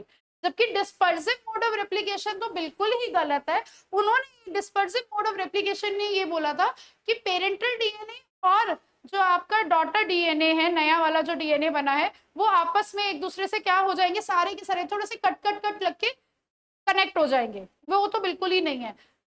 उसेर अपने नोट्स दिखाओ ऐसे करके, बना रहे हो ना पूरे आप? ठीक है, हमें पता है हमारा जो डीएनए रेप्लिकेशन है वो कौन से वाला होता है, semi conservative in nature, replication semi conservative. अब सेमी कंजर्वेटिव का क्या मतलब है कि जब डीएनए का रेप्लिकेशन होता है, एक पेरेंट स्ट्रैंड और एक टेम्पलेट या सॉरी डॉटर स्ट्रैंड, एक पेरेंट स्ट्रैंड और एक डॉटर स्ट्रैंड आपस में एक वो बनाएंगे हेलिकल स्ट्रक्चर, एक दूसरे में भी एक पेरेंटल स्ट्रैंड एंड एक डॉटर स्ट्रैंड, ये वाला करेक्ट है। बाकी जो दो मोड ऑफ रेप्लिकेशन या दो मॉडल्स हैं वो इनकरेक्ट है। ये प्रूव किया था मिसेल्सन एंड स्टाल एक्सपेरिमेंट, जो कि मैं आज नहीं करवा रही हूँ, अभी तुम लोग को बहुत ज्यादा हो जाएगा, वो हम नेक्स्ट क्लास में बट करेंगे। मैं आपकी बुक में है, आप अगर कैम्ब्रिज वाली बुक खोलोगे या एग्जाम में आ सकती है। इवन हम लोग अभी आज हम मॉलिक्यूलर बायोलॉजी कर रहे हैं ना, एक तो हमें वो क्वेश्चन करना है, अंकिता ने जो पूछा है, और ना थोड़ा सा टाइम लेके हम लोग ना, आपको मैं दिखाऊंगी लास्ट ईयर के पेपर में मॉलिक्यूलर बायोलॉजी से ही आया है। देखा है ना 2025 का पेपर, अगर आप लोगों ने देखा हो आईमेट का, भर भर के सिर्फ मॉलिक्यूलर बायोलॉजी से आया है, तो उसमें ऐसे क्वेश्चंस हैं। नेक्स्ट पे आते हैं, हटा दो ये, सबने बना लिया अपनी नोटबुक में? कहाँ है? अच्छा, is it a good thing, मैं बोल रही हूँ अपने बनाना चाहिए ना। चलो, बाकी सबने बना लिया ऑनलाइन? ठीक है। लिखना कोई हार्मफुल है बताओ? अगर आप लिख भी लोगे कोई बुरी बात, लिखने से याद ही तो रहेगा। तो भी बैठी तो वो 2 घंटा ट्राई किसी पते, एक बात बता, 2 घंटे आप बैठे हो तो लिख लो, ट्रायल ही ले लो, बट याद तो रहेगा 2 घंटे।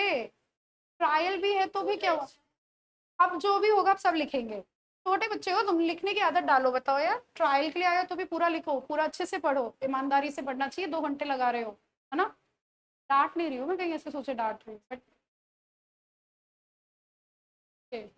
ऐसा लगता है कि इशिता मैं बोलती रहती हूँ सबको तुमको। मुझे एक बच्चा बोला मैं बहुत जल्दी बुरा मान जाता है, मैंने कहा ऐसे नहीं है भाई, तुम लोग पढ़ोगे नहीं तो फिर कैसे चलेगा, छोटे छोटे बच्चे हो तुम लोग।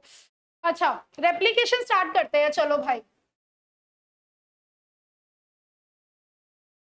याद हो ना तुम लोगों को, हम लोगों ने जब ये पढ़ा था ना रेप्लिकेशन, तो मैंने आप लोगों को टीलोमरेज, सॉरी टीलोमरेज पढ़ाया था। समिया याद है क्या, आपने क्लास ली थी वो वाली टीलोमरेज वाली, कि टीलोमेयर होता है, टीलोमरेज एंजाइम होता है, कि टीलोमरेज का क्या रोल होता है, पढ़ा था क्या समिया? बता सकते हो समिया?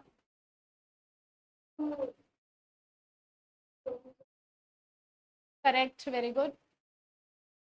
उसका रोल क्या होता है टीलोमेयर का?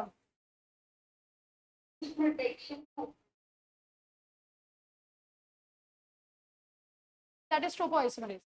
टीलोमेर, टीलोमेर, टीलोमेरेज। वो आपकी है ही नहीं ना बुक में, 12th में था ही नहीं कहीं पे।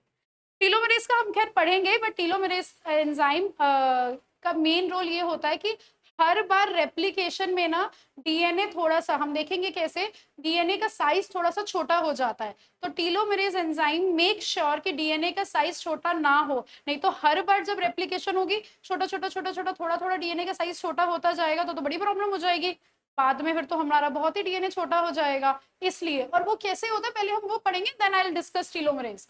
ओके, तो एक हमने ले ली 5 प्राइम टू 3 प्राइम हमारी स्ट्रैंड, और एक हमने ले ली 3 प्राइम टू 5 प्राइम स्ट्रैंड। ठीक है ना ये? हाँ, यही है। हमें पता है डीएनए जो होता है हेलिकल फॉर्म में होता है। सबसे पहले तो उसको हमें क्या करना होता है, अनवाइंड करना होता है। अनवाइंड करने में एक एंजाइम है जो रोल प्ले करता है, और वो कौन सा एंजाइम है, हेलिकेस। एस, जिसके भी पीछे एस आ जाता है, ए एस ई, वो हमारा क्या होता है, एंजाइम। जिसके पीछे भी एस आता है ना, ए एस ई, वो हमारा एंजाइम होता है। तो हेलिकेस एंजाइम किसमें काम करता है, unwinding of DNA duplets.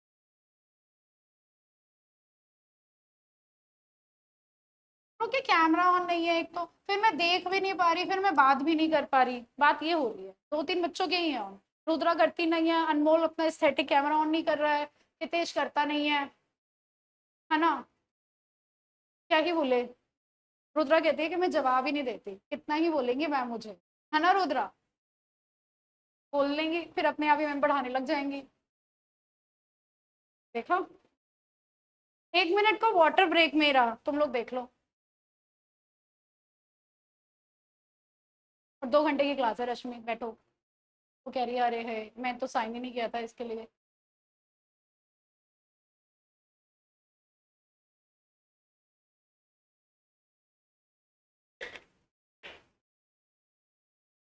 Okay, जैसे कि हम लोग बात करते हैं, दही जमाती है मम्मी घर में, पापा भी जमाते हैं, मैं ऐसे वो नहीं हूँ। ठीक है, पेट्रियार्कल सोसाइटी का पार्ट नहीं हूँ, पापा भी जमा सकते हैं, कोई भी जमा सकता है। तो दही जब जमती है ना घर में, हाँ और क्या, बच्चे बोल सकते हैं, तो मुझे ऐसा लगता है क्लैरिफाई कर देना चाहिए। तो हम लोग क्या डालते हैं, हम लोग उसमें थोड़ा सा जामन या इनोक्युलम या स्टार्टर जिसे हम बोलते हैं, वो हम डालते हैं कि भाई हम लोग हल्की सा खट्टा डालेंगे। मोस्टली तो ऐसे ही जमती है, और फिर वो पूरा कन्वर्ट हो जाएगा, दूध जो है दही में कन्वर्ट हो जाएगा।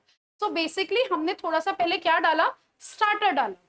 सिमिलरली यहाँ पे जब डीएनए रेप्लिकेशन होता है ना, एक एकदम से ऐसा नहीं होगा, फटाफट फटाफट एंजाइम आएगा और बनाने लग जाएगा। यहाँ पे ये हमें क्या चाहिए होता है, स्टार्टर चाहिए होता है। तो वो जो स्टार्टर होता है ना, यहाँ पर लग जाएगा, और वो स्टार्टर क्या होता है यहाँ पे, जिसे हम बोलते हैं प्राइमर। स्पेसिफिकली यहाँ पे जो प्राइमर होता है ना, वो आरएनए प्राइमर होता है, जो आके यहाँ पे लग जाएगा। प्राइमर लग गया। अब यहाँ पे कौन आएगा, यहाँ पे आएगा DNA dependent DNA polymerase.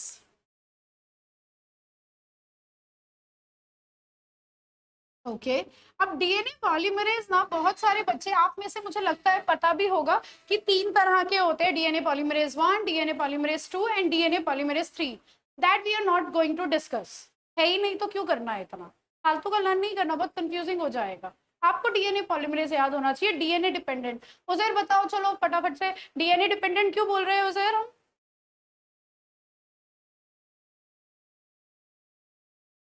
Correct, बढ़िया। डीएनए डिपेंडेंट डीएनए पॉलीमरेज हम इसलिए बोल रहे हैं यहाँ पे, क्योंकि ये डीएनए स्ट्रैंड को यूज करता है अपना, ऑफ कोर्स यूज आगे काम करने के लिए, पेरेंट स्ट्रैंड, डॉटर स्ट्रैंड बनाने के लिए। मैंने अभी आपको कहा था कि आपको हमेशा याद रखना है इसको, इस चैप्टर में हर चीज का आंसर 5 प्राइम टू 3 प्राइम है। तो डीएनए पॉलीमरेज किस डायरेक्शन में वो बनाएगा स्ट्रैंड, 5 प्राइम टू 3 प्राइम वाली में। देखो यहाँ पे ये वाली स्ट्रैंड 5 प्राइम टू 3 प्राइम है, तो डीएनए पॉलीमरेज बनाता है 5 प्राइम टू 3 प्राइम में। बेसिकली ना डीएनए पॉलीमरेज को एक 3 प्राइम एंड फ्री होना चाहिए। यहाँ पे 3 प्राइम एंड फ्री मिलेगा ना, तो वो यहाँ आके अपना फटाफट से रीड करके बनाने लग जाएगा डॉटर स्ट्रैंड। जैसे मान लो ए टी सी सी ऐसे है यहाँ पे, ठीक है, तो इसके ऑपोजिट क्या बनेगा, टी ए, GGGAT, ये आपका कंटिन्यू इस तरह से बनता रहेगा, तो एक स्ट्रैंड बन जाएगी जो आपकी 5 प्राइम से 3 प्राइम होगी। ठीक है, अब हम यहाँ आ जाते हैं। मैंने अभी आपको बोला डीएनए पॉलीमरेज वर्क करता है 5 प्राइम टू 3 प्राइम, या टू बी स्पेसिफाई आपको ये पता होना चाहिए कि डीएनए पॉलीमरेज को ना 3 प्राइम एंड फ्री मिलना चाहिए। प्राइमर का 3 प्राइम एंड फ्री मिलेगा क्योंकि वो वहीं पे ही आके न्यूक्लियोटाइड को अटैच कर सकता है, तो उसे 3 प्राइम एंड फ्री चाहिए, ऐसे याद रख लो। यहाँ पे तो 3 प्राइम एंड ऐसे कैसे मिलेगा, यहाँ पे तो 5 प्राइम टू 3 प्राइम नहीं हो सकता ना, क्योंकि 5 ऐसे हमें पता है कि भाई ये ऑपोजिट होना चाहिए। इस केस में क्या होता है, यहाँ पे ना डीएनए ऐसा नहीं कि एक ही बारी में पूरा खुल जाएगा, थोड़ा खुलता है।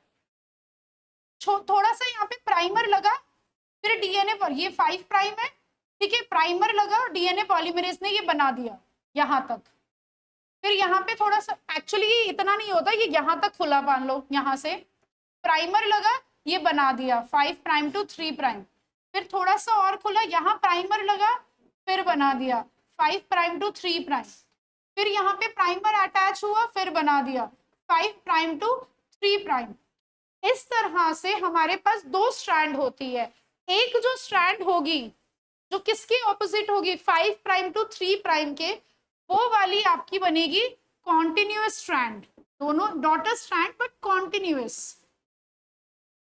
और एक जो 3 प्राइम टू 5 प्राइम के ऑपोजिट बनेगी, वो आपकी होती है डिसकॉन्टिन्यूअस स्ट्रैंड। और इन फ्रेगमेंट्स को हम लोग बोलते हैं ओकाजाकी फ्रेगमेंट्स। एक चीज जो मैंने अभी आपको नहीं बताई वो ये, डीएनए रेप्लिकेशन जो होती है ना, वो कहां से स्टार्ट होती है। हाँ, ठीक है, डीएनए रेप्लिकेशन कहां से स्टार्ट होती है, वो स्टार्ट होती है ओआरआई से। ओआरआई क्या होते हैं, ओरिजिन ऑफ रेप्लिकेशन। इसमें आपको ना पता क्या याद रखना है कि ओआरआई, ओरिजिन ऑफ रेप्लिकेशन, जो प्रोकैरियोट्स होते हैं, सानिया प्रोकैरियोट्स का डीएनए कैसा होता है, लीनियर या सर्कुलर, करेक्ट। प्रोकैरियोट्स एक तो सर्कुलर डीएनए, बट उनका स्मॉल डीएनए होता है, थोड़ा सा, एक सिंगल क्रोमोसोम होता है, छोटा सा डीएनए होता है। उनके अंदर ना एक ही बारे में मोस्टली एक ओराई हो गया तो 2 हुए, नहीं तो मोस्टली एक होते हैं।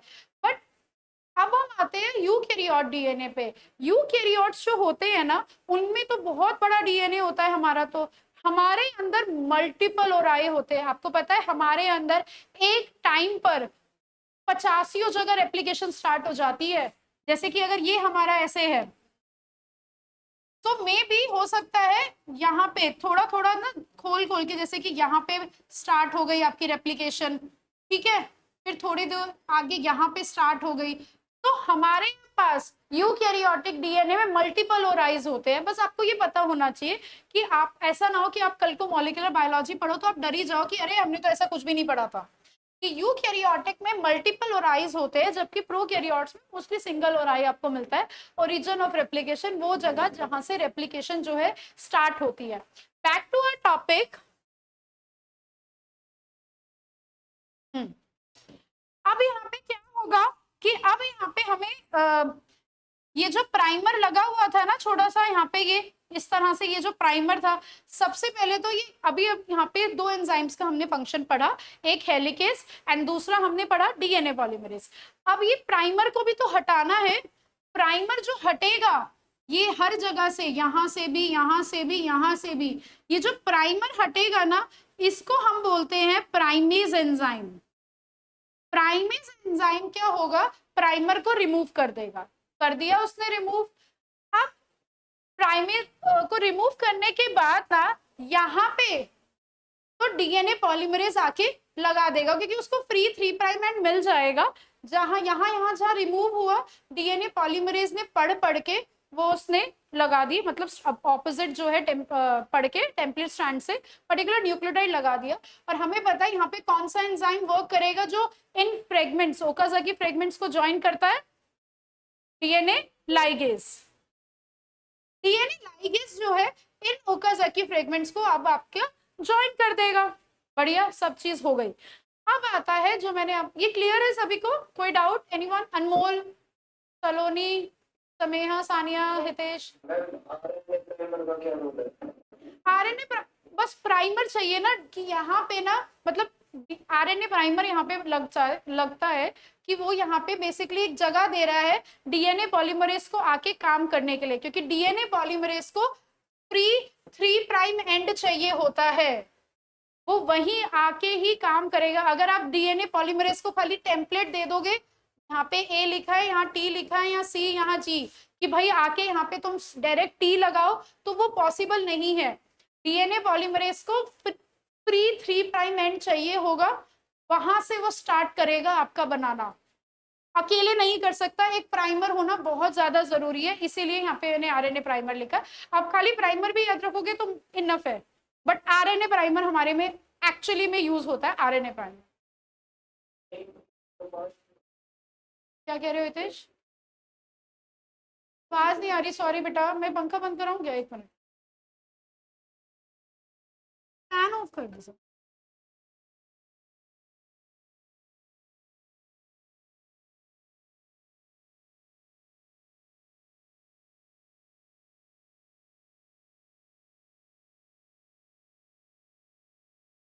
हाँ अब बोलिए हितेश। नहीं नहीं, वो मेन डीएनए का पार्ट नहीं होता है, 5 से 10 न्यूक्लियोटाइड का एक इनोकुलम स्टार्टर है, आएगा यहाँ पे लगा देगा कोई एंजाइम, वो हमको नहीं इतना पढ़ना, वो लग जाएगा, फिर अपना डीएनए पॉलीमरेज काम करने लग जाएगा, आरएनए प्राइमर फिर हट भी जाएगा, हमको हटा देना है, हमारा यूज नहीं है, बस इसका है कि डीएनए पॉलीमरेज आके काम करने लग जाए, इसीलिए बस इतना ही काम होता है। क्लियर है? और किसी का कोई डाउट? एनीवन? ओके, तो अब हम आते हैं, ये हो गया, रब कर दूं। अब हम आते हैं टीलोमेर पे, कि टीलोमेर क्या है, और मैं क्यों कह रही थी कि टीलोमेर जरूरी है, ये अभी समिया ने बोला ना कि टीलोमेर जो है वो लेंथ वेंथ को करने में हेल्प करता है, कि लेंथ मेंटेन करने में। टीलोमेर एक्चुअली देखो, टीलोमेर तो ये वाला जो रीजन है ना, हेट्रोक्रोमैटिन वाला रीजन। आपको गर्मी लग रही है तो यहाँ के बैठ जाओ, यहाँ दवाई आइनो लग रही है। ये आपका टीलोमेर होता है, कोई जीन वीन नहीं होती है इसमें, टीलोमेर डीएनए जीन वगैरह कुछ नहीं होती, कोई काम वाम नहीं होता है उसका। इसका काम पता है क्या होता है, अभी जो हमने देखा, देखो भाई, यहाँ पर अगर आरएनए पॉलीमरेज लग गया, आरएनए प्राइमर था, यहाँ पे आरएनए प्राइमर को हमने हटा दिया, वही मैंने आपको बोला ना कि आरएनए प्राइमर को हम हटा देते हैं। मैं चिल्ला चिल्ला के क्या बोल रही हूँ कि डीएनए पॉलीमरेज को कौन सा एंड चाहिए होता है? 3' एंड चाहिए होता है, फ्री। यहाँ पे तो 3' मिल जाएगा, लेकिन यहाँ पे ये तो 5' to 3' है ना, क्या यहाँ पे उसको 3' एंड मिलेगा फ्री? नहीं मिलेगा, और अगर नहीं मिलेगा तो ये वाला जो डीएनए है वो तो फिर कॉपी होगा ही नहीं, और अगर ऐसा नहीं हुआ तो हर बार थोड़ा थोड़ा डीएनए कट होने लग जाएगा, फिर तो बहुत ही ज्यादा कट हो जाएगा डीएनए। इसीलिए यहाँ पे आपका रोल आता है टीलोमरेज एंजाइम का। टीलोमरेज एंजाइम क्या करेगा, यहाँ पे ना वो, ये मैं रब कर रही हूँ, ठीक है, क्या समझ आया मैं क्या बोल रही हूँ? कि यहाँ पे जो प्राइमर लगा था ना इस वाले स्ट्रैंड पे, डॉटर स्ट्रैंड पे, जो 5' to 3' है, इसमें जो प्राइमर लगा था, मैंने प्राइमर हटा दिया। मैं चिल्ला के बार बार बोल रही हूँ कि डीएनए पॉलीमरेज को तो 3' एंड फ्री चाहिए, यहाँ पे 3' एंड फ्री नहीं है, तो यहाँ पे हमारा जो इतना डीएनए है वो कैसे बनेगा? 5 से 10 न्यूक्लियोटाइड ही सही, बट कुछ तो है ना, ऐसे तो फिर हर बार जब भी हमारी रेप्लिकेशन होगी तो थोड़ा थोड़ा कम होता जाएगा, इतने सालों में तो फिर बचता ही नहीं डीएनए। यहाँ पे टीलोमरेज एंजाइम का रोल आता है। टीलोमरेज एंजाइम क्या करेगा यहाँ पर, वो यहाँ पे ना एक्स्ट्रा, यहाँ पे मान लो ए लगा देगा बहुत सारे, ठीक है, अपने आप ए लगा देगा, बहुत सारे ए लग गए अब यहाँ पे। अब वो क्या करेगा यहाँ पर, अब वो फिर से प्राइमर ऐड करेगा, प्राइमर ऐड करेगा, अब डीएनए पॉलीमरेज को मिल गया 5' to 3', 3' फ्री, डीएनए पॉलीमरेज इसे कॉपी कर देगा। यहां से अब प्राइमर हटता भी है तो क्या फर्क पड़ता है, क्योंकि ये तो वैसे भी बेकार ही था, हमारा कोई यूज ही नहीं था इसका। ठीक है, तो ये एक्स्ट्रा डीएनए जो लगता है ना, एक्स्ट्रा हमारे में प्रेजेंट होता है, ये टीलोमेरिक डीएनए होता है। जनरली हमारे हर जीन के एंड में या स्ट्रैंड के एंड में ना फालतू का डीएनए ऐसे प्रेजेंट रहता है, वो हमारा टीलोमेरिक डीएनए है, जिसका काम सिर्फ ये है कि जो हर रेप्लिकेशन के बाद डीएनए की लेंथ मेंटेन करना। आप लोग अब कैम्ब्रिज की बुक खोलोगे, आई होप आपको अब ये टॉपिक समझ आएगा, you can just Google it. मेरे को लगता है कि बच्चों को खुद से पढ़ना चाहिए टीलोमेरेज का फंक्शन क्या होता है, अदरवाइज आप पहले खोलते तो नहीं समझ आता। आप अपनी बुक में खोलेंगे, आप पढ़ेंगे टीलोमेरेज, तो आपको अब थोड़ा सा समझ आएगा कि एक्चुअली में टीलोमेरेज क्या कर रहा है। कि भाई मेक श्योर करता है हमारी जो डीएनए की स्ट्रैंड है वो बनी रहे, उसकी लेंथ, स्ट्रैंड की जो लेंथ है वो बनी रहे।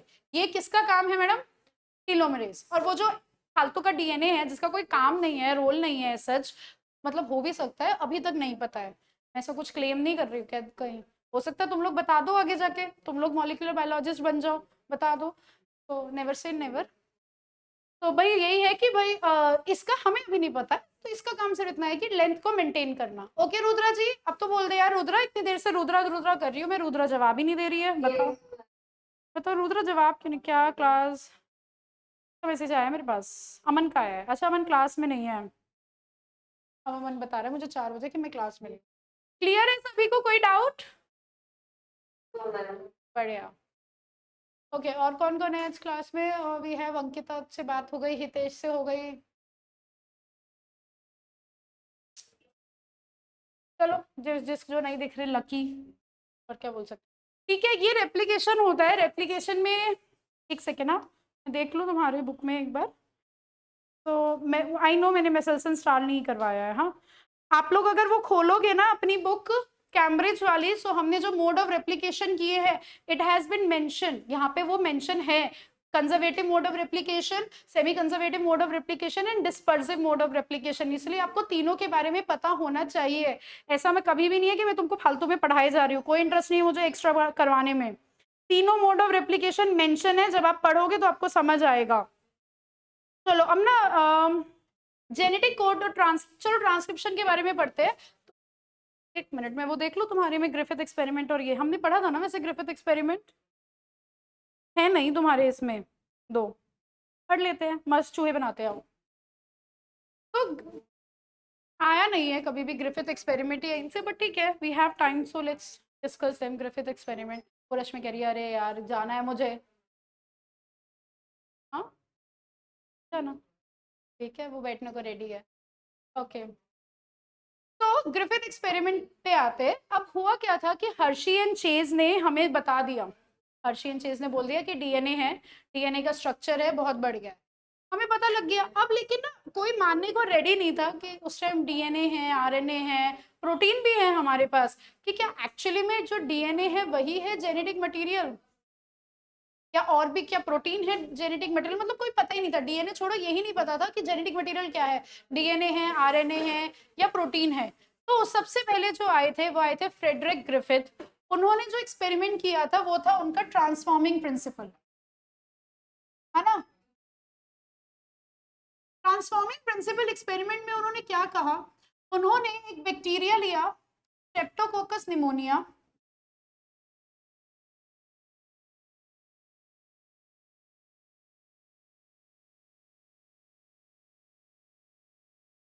तानिया ये प्रोकैरियोटिक है या यूकैरियोटिक है? Streptococcus pneumonia, correct.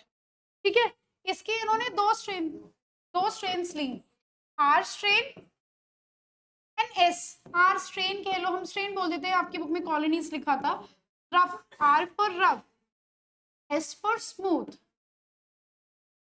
ठीक है, इसमें इसमें कोट नहीं था पॉलीसेक्राइड, इसमें कोट नहीं था, इसलिए था, ये स्मूथ स्ट्रेन थी, स्मूथ कॉलोनी बना रही थी, आर स्ट्रेन रफ कॉलोनी बना रही थी। आर स्ट्रेन जो है वो नॉन वायरुलेंट है, नॉन वायरुलेंट का मतलब ये निमोनिया कॉज नहीं करती है, अगर किसी के अंदर ये एंटर करेगा ये वाला बैक्टीरिया तो निमोनिया कॉज नहीं करेगा, मरेगा नहीं। और स्मूथ स्ट्रेन जो थी वो वायरुलेंट थी, मतलब कि कॉजेस निमोनिया, मार देगी, और पहले तो निमोनिया कॉज करेगी फिर मार देगी। ओके, तो ये जो थे हमारे ग्रिफिथ, उन्होंने 4 एक्सपेरिमेंट किए,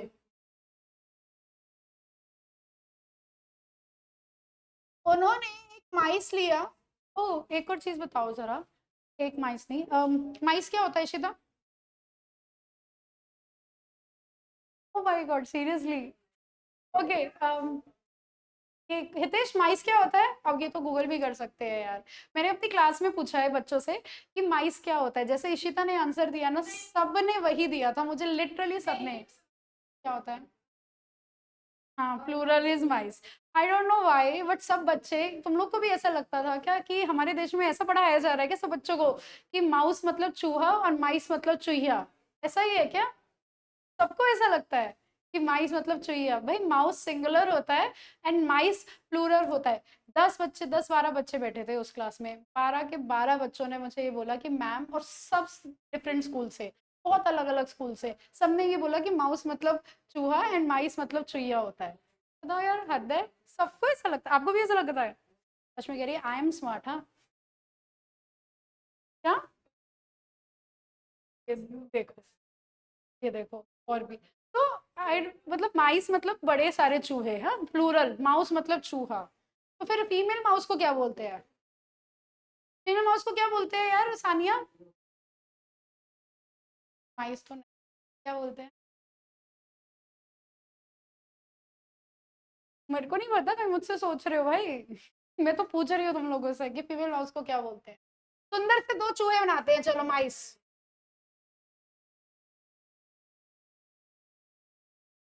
हमने दो चूहे बनाए, ठीक है, बढ़िया चूहे। इनके अंदर आर स्ट्रेन डाली। आर स्ट्रेन तो हमें पता है रफ स्ट्रेन है, नॉन वायरुलेंट। नॉन वायरुलेंट का मतलब होता है कि निमोनिया नहीं करते। इंजेक्ट कर दी हमने, चलो इंजेक्ट कर देते, इंजेक्शन भी बना देते, रुको।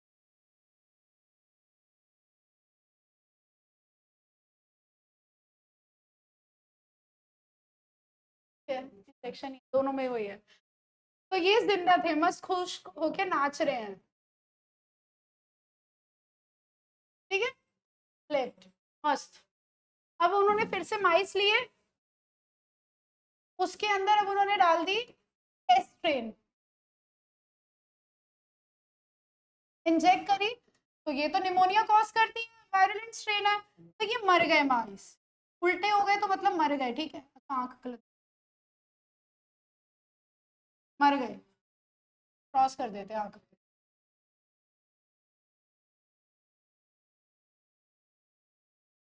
राइट, ऑफ कोर्स ऐसा ही होना था। हमें पता है R strain non virulent strain होती है, तो वो चूहे को जिंदा रखेगी, मरेंगे नहीं। एस स्ट्रेन हमारी वायरुलेंट स्ट्रेन होती है, तो चूहे उसमें मर जाएंगे, ऑफ कोर्स कोई अलग बात नहीं है। उसके बाद उन्होंने क्या किया, चूहों में उन्होंने क्या डाला, हीट किल्ड एस स्ट्रेन डाली। हीट किल्ड एस स्ट्रेन का मतलब होता है कि वो जो वायरुलेंट स्ट्रेन थी उसके बैक्टीरिया को मार दिया हीट करके, फिर इंजेक्ट किया। तो माइस जो है जिंदा थे, ऑफ कोर्स, क्योंकि बैक्टीरिया मर गए, तो वो कैसे कॉज करेंगे डिजीज? ओके, ये भी करेक्ट था। अब की बार उन्होंने क्या किया, क्या इंजेक्ट किया माइस में?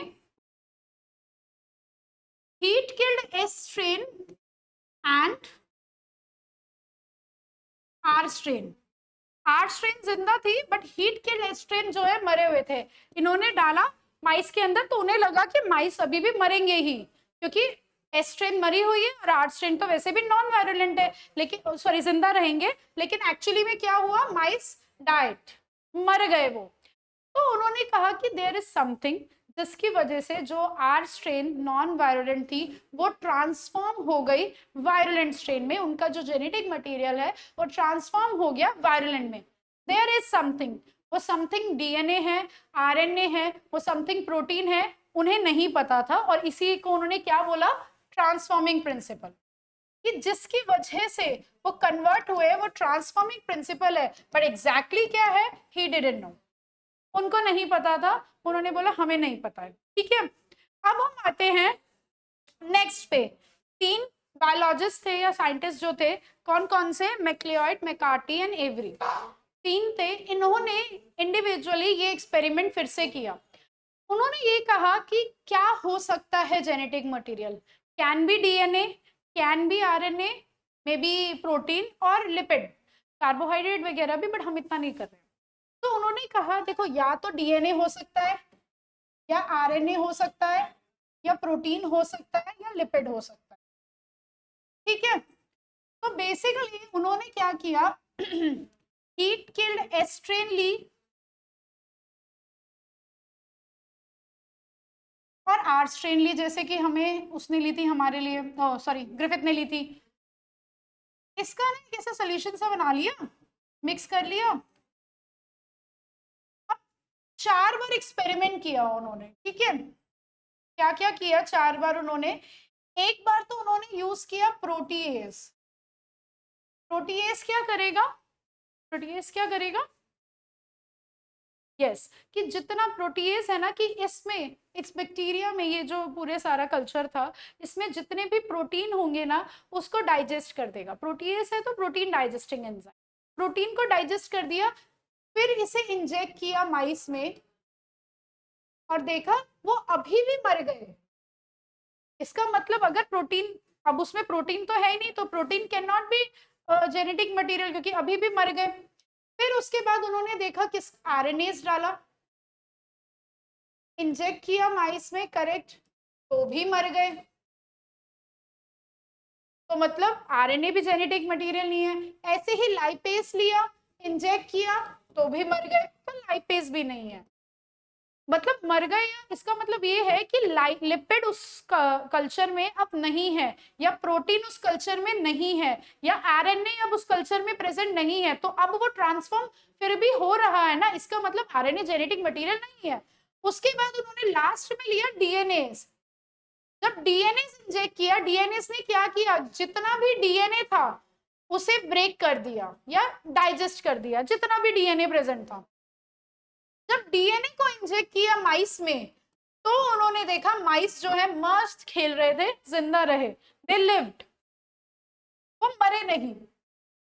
एंड हेंस दे कंक्लूडेड कि डीएनए ही है जो जेनेटिक मटेरियल है, डीएनए ही है जो ग्रिफिथ ने बात की थी ना, कि जिसकी वजह से non virulent R strain transform हो गए थे वायरुलेंट आर स्ट्रेन में, या एस स्ट्रेन से ना वायरुलेंट स्ट्रेन में ट्रांसफॉर्म हो गए थे, तो वो डीएनए की वजह से हुए थे। ऐसा किसने बोला, मैक्लियोड,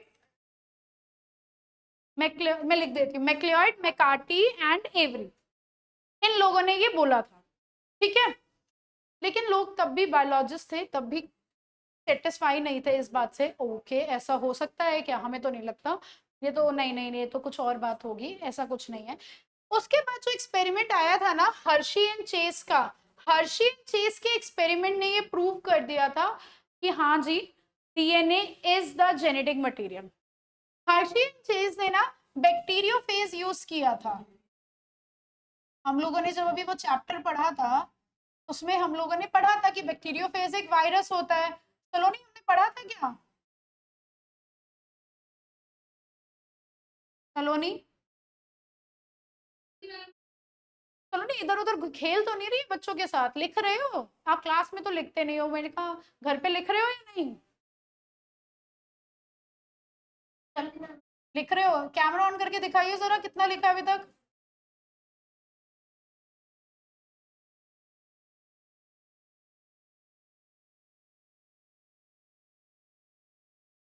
चलो नहीं, कैमरा ऑन करके दिखाओ कितना लिखा है आपने।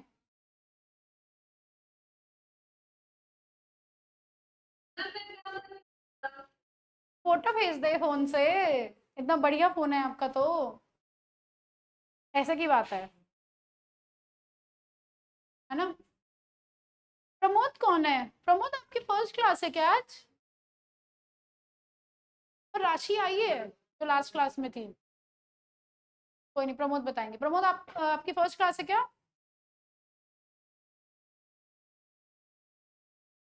ऐसे मत करो, ऐसा लग रहा है फिर मुझे लगता है कि लोग ना फोन एक जगह रख के फिर अच्छा घूमने चले जाते हैं। ऐसा है क्या उजैर, बच्चे ऐसा करते हैं, उजैर ऐसा करता है क्या कोई,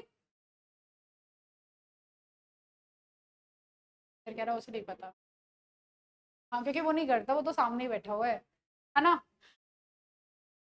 चलो जी, सानिया भी चली गई बताओ, और बाकी तो मुझे दिख ही नहीं रहे हैं, सिर्फ समीहा दिख रही है बस, समीहा नुजैर, और कोई नहीं दिख रहा।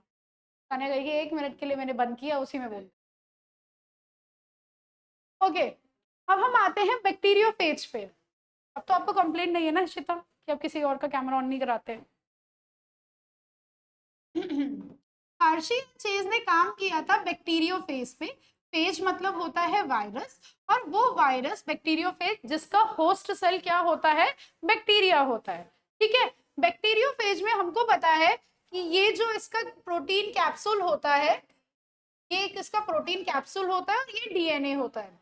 अभी भी हमें ये नहीं पता कि जेनेटिक मटेरियल डीएनए है या प्रोटीन। आरएनए का तो कंफर्म हो गया था, उनको था कि जेनेटिक मटेरियल डीएनए है या फिर प्रोटीन है। तो उन्होंने क्या किया, उन्होंने दो टाइप के वो बनाए थे बैक्टीरियोफेज। चेज फीमेल थी, हाँ पता है ना तुम लोग को कि जो चेज है वो फीमेल है, हार्शी मेल है। तो उन्होंने दो टाइप के बनाए थे बैक्टीरियोफेज, हाँ लेते हैं हम भी।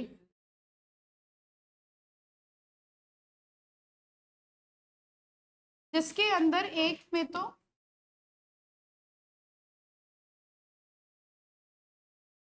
तो जो डीएनए था, रेडियो एक्टिव लेबल डीएनए था एक में,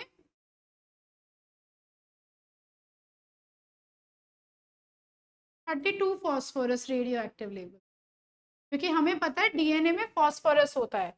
ठीक है, एक जो उन्होंने बनाया था वो था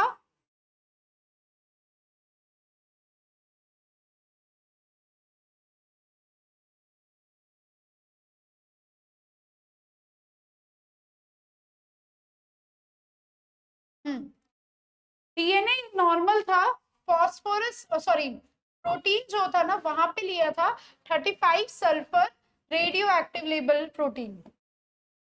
ये जो कैप्सूल, हमें पता है कैप्सूल तो प्रोटीन का बना होता है और उसमें सल्फर था। डीएनए पैकेजिंग मैंने करवाई नहीं है, हमें डीएनए पैकेजिंग करनी है, न्यूक्लियोसोम और ये वाला हमने जो किया था ना, नहीं इसके बाद का हमारा नेक्स्ट टॉपिक डीएनए पैकेजिंग करेंगे हम लोग। ये उन्होंने लिया था। अब दो एक्सपेरिमेंट किए, आपको ये समझ आया कि दो तरह के उनके पास बैक्टीरियोफेज थे। एक बैक्टीरियोफेज में 32 phosphorus radio active label DNA था, एक में डीएनए नॉर्मल था, जो प्रोटीन है वो 35 sulphur radio active label protein था। अब उन्होंने क्या किया, उन्होंने दो एक्सपेरिमेंट किए। फर्स्ट में ना, अच्छा नॉर्मली यही होता है कि ई कोलाई बैक्टीरिया लिया, ये सब हमें दिख थोड़ी ना रहा है, ये तो अब मैं आपको डायग्रामेट्रिकली बना के दिखा रही हूँ, पर एक्चुअली में ऐसा दिखता थोड़ी ना है। ओके वी हैव सक्षम, अच्छा आया नहीं है, तो ऐसा हमारे पास डायग्रामेटिकली हमें दिखता थोड़ी ना है ये सब कि भाई हाँ सॉरी रियल लाइफ में हमें दिख थोड़ी ना रहे कि अच्छा डीएनए अंदर गया या प्रोटीन अंदर गया, क्या अंदर गया, ये सब हमको नहीं दिखता, ये हमको बस अज्यूम ही कर सकते हैं रिजल्ट से। तो एक्चुअली उन्होंने क्या किया, एक टेस्ट में जो रेडियो एक्टिव लेबल जिसके अंदर डीएनए था वो वाला बैक्टीरियोफेज उन्होंने रिएक्ट करवाया, इंजेक्ट किया बेसिकली ई कोलाई में। तो क्या होगा, अब तो हमें पता है कि ई कोलाई के अंदर वो बैक्टीरिया चला जाएगा, ठीक है, और ये जाके अपनी कॉपी बनाएगा, रेप्लिकेट करेगा डीएनए। और फिर क्या होगा, अगर हम सेंट्रीफ्यूज करेंगे, ठीक है, सेंट्रीफ्यूज करने के बाद सेंट्रीफ्यूज में क्या होगा, जो बाहरी चीज है वो नीचे आ जाती है, तो नीचे आपको मिलेगा सेल पैलेट। ये जो सेल का पैलेट होगा और ये जो यहाँ पे सुपरनेटेंट पानी पानी होगा, इसमें हमें मिलेगा ये जो वायरस है ना बैक्टीरियोफेज, इसकी डेड बॉडी कह लो या प्रोटीन मॉलिक्यूल्स जो है इसका। तो उन्होंने चेक किया कि वो रेडियो एक्टिव सिग्नल्स जो हैं वो कहाँ से आ रहे हैं, वो इस protein sorry radio active signal कहाँ से आ रहे हैं। तो जो ये 32 फॉस्फोरस के रेडियो एक्टिव सिग्नल है वो इस सेल पैलेट से आ रहे थे। तो उन्हें समझ आया कि डीएनए एक्चुअली में ट्रांसफर हुआ है, एंटर किया है बैक्टीरिया के अंदर, ठीक है। दूसरे वाले एक्सपेरिमेंट में उन्होंने क्या किया, दूसरे वाले एक्सपेरिमेंट में उन्होंने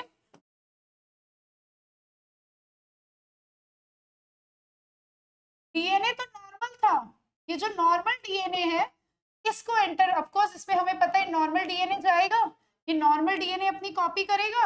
हमने ये सारा सेल कल्चर लिया, उसको सेंट्रीफ्यूज किया, तो ये आपका पैलेट है, और यहाँ पे आपका ये जो डेड बॉडी होगी ना, वायरस जो बचा हुआ वायरस का ये प्रोटीन कैप्सूल वगैरह होगा वो होगा। तो हमें इस बार जो रेडियो एक्टिव सिग्नल आए वो हमें कहाँ से आएंगे, इस बार सुपर नेटेंट से। तो हेंस प्रूव कि जो डीएनए है वो एंटर करता है सेल के अंदर, जबकि जो ये प्रोटीन कैप्सूल होता है ना वो सेल के अंदर एंटर नहीं करता, वो आपका क्या होता है, वो बाहर ही रह जाता है, प्रोटीन कोड जो होता है वो बाहर ही रह जाता है। सो यहां से प्रूव हो गया था हर्शी एंड चेज एक्सपेरिमेंट से कि DNA is the genetic material. ठीक है, सेकंड सर 16 वाला पे नेक्स्ट क्लास ट्यूसडे को है ना, ट्यूसडे को टेस्ट लेना है मुझे, मैंने सोचा है हफ्ते में एक ही दिन लिया करूंगी, बेहतर है हर क्लास में नहीं। तो सानिया बताएगी, सानिया किसका टेस्ट लूँ बता टॉपिक। ठीक है, अब सानिया नहीं बता रही तो मैं ही बता देती हूँ, सेल का टेस्ट है आपका, सेल का लो या माइटोसिस मियोसिस वाला का, जल्दी बताओ, 12 ले लो प्रैक्टिस। क्या सेल का, तो फिर सेल का ले लूं। ओके, तो सेल वाला जो कंप्लीट चैप्टर है ना, सेल चैप्टर आपका prokaryotic eukaryotic cell organelles, respiration, photosynthesis, इससे रिलेटेड क्वेश्चन नहीं आएगा। Prokaryotic eukaryotic cell organelles, virus हमने जो पढ़े थे, centromere sorry centrosome, centriole, microtubule का स्ट्रक्चर, ठीक है, जितना भी एंडोसिम्बायंट थ्योरी आया हुआ है, एंडोसिम्बायंट हमने लास्ट ईयर के पेपर्स पीवाईक्यूज जब किए थे, उजेर हमने किए थे, देखा था ना, उसमें एंडोसिम्बाइट आए हुए हैं। सक्षम कहाँ है, सक्षम से बात नहीं हुई, हेलो सक्षम, आओ भाई, स्क्रीन पर दिख ही नहीं रहा सक्षम आज, अभी भी नहीं आया सक्षम, कहाँ है सक्षम।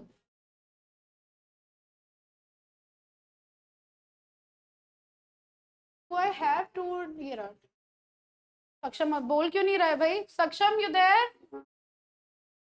इवनिंग सक्षम, आज तो दिखे ही नहीं आप, क्या लेटे वेटे थे क्या, लेट के क्लास ले रहे थे, सच बता दे सक्षम, इसलिए हमने बंद कर दिया। बहुत बढ़िया, ये तो बढ़िया काम है। पूछिए क्वेश्चन, अंकिता आपका कौन सा डाउट था, बताओ अंकिता जी, या तो मुझे मैसेज कर दो या चैट में लिख दो यार। अंकिता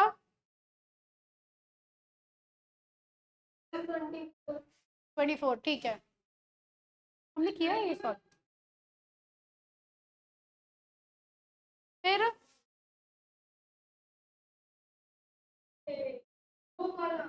कौन सा बेटा, क्या बोल रहे हो, नहीं समझ, मुझे को क्वेश्चन नंबर बोलो बेटा।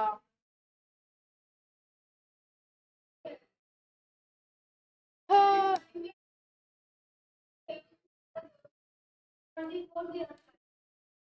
क्वेश्चन क्या है ये बताइयो, अंकिता बेटा बोलना।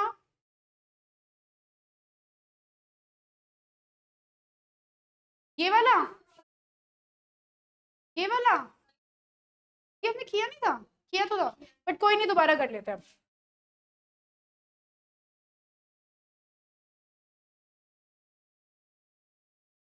चल यार, है वो कहाँ गायब हो गई पेंसिल, एरिया, अच्छा आ गई पेंसिल। हाँ, क्वेश्चन है आपका, question, an organism is heterozygous for two genes, उसके अंदर हेट्रोजाइगस है वो दो जीन्स के लिए, the two genes make up part of same DNA molecule, मतलब उसमें कैपिटल ई स्मॉल ई है, वो इस तरह से है ना, एक ऑर्गेनिज्म हेट्रोजाइगस है दो जीन के लिए, these two gene make up part of same DNA molecule, E represent the dominant, small e represent the recessive, capital R represent dominant and small r represent the recessive allele। अब ये सोचो कि मान लो कोई mutation नहीं हुई है, at the end of mitotic division producing two cells, कौन कौन से इसमें पॉसिबल होंगे। ओके, तो या तो मान के चलो कैपिटल ई एंड स्मॉल, या इस तरह से है कि कैपिटल ई कैपिटल आर है, स्मॉल ई स्मॉल आर है, या तो ये पॉसिबिलिटी हो सकती है क्योंकि अलील्स है ना, एक जगह कैपिटल ई होगा और उसी जगह पे स्मॉल ई होगा दूसरे में, या तो ये पॉसिबिलिटी हो सकती है क्योंकि इन्होंने मेंशन नहीं किया वो सिस में है या ट्रांस में है, अगर सिस एंड ट्रांस यहाँ पे मेंशन होता तो हमें पता होता, या फिर इस तरह से प्रेजेंट हो सकता है capital E small are capital E, sorry small E capital are.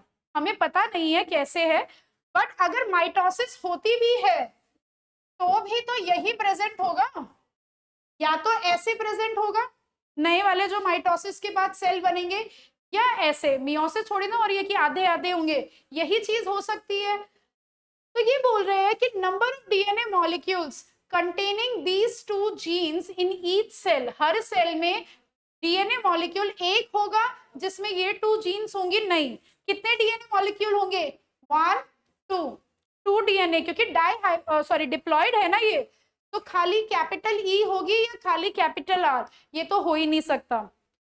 एक तो आएगा ही नहीं आंसर, क्योंकि डिप्लॉयड है, 2 होंगे ना, डिप्लॉयड में हर सेल में 2 प्रेजेंट होंगे इस तरह से, एक में capital E capital R, small E small R, या तो ये कंडीशन होगी या होगी capital E small E capital R, ये कंडीशन आपकी प्रेजेंट हो सकती है, या तो ये होगा या ये होगा, दो हर सेल में 2 डीएनए मॉलिक्यूल होंगे, ये पक्का है क्योंकि वो डिप्लॉयड है। तो 1 वाला तो ऑप्शन है ही नहीं। अब बचे आपके 4 2 वाले। तो ये बोल रहा है only E on one molecule only R on the other, ये भी नहीं हो सकता कि एक पे सिर्फ कैपिटल ई है एक पे सिर्फ कैपिटल आर, अरे भाई स्मॉल ई और स्मॉल आर भी तो होने चाहिए, तो ये गलत है कि खाली ई और खाली आर, 2 तो हैं लेकिन इस तरह से हैं, पॉसिबल नहीं है। नेक्स्ट है only E on one molecule और only R on the other, it's not possible either. ये पॉसिबल होता अगर हम बोलते कि मियोसिस हो रही है और गैमीट्स हैं, तो एक बार को हम मान भी सकते थे। ये बोल रहे हैं इस तरह से है कि 2 डीएनए मॉलिक्यूल तो हैं लेकिन एक में सिर्फ ई है स्मॉल और एक में सिर्फ आर है स्मॉल। आप ये ध्यान दे रहे हैं बार बार कि मैं जब भी ई और आर बना रही हूँ अलग अलग, फिर भी वो अलग पोजीशन पे बना रहे हैं, क्योंकि हमें पता है अलील्स क्या होती हैं, अलील्स वो होती हैं जो एक ही पोजीशन, भले ही वो ऑल्टरनेट फॉर्म है बट पोजीशन तो सेम होगी ना। अगर यहाँ पे कोई और आएगा सेम पोजीशन पे, या तो स्मॉल ई आ सकती है या कैपिटल ई, कोई और नहीं आ सकती है, तो ये वाला भी पॉसिबल नहीं है। 6 बोल रहा है capital E capital R on one molecule, small E small R on the other molecule, क्या ये पॉसिबल है? मुझे तो लग रहा है कि भाई ये मैं रब कर देती हूँ।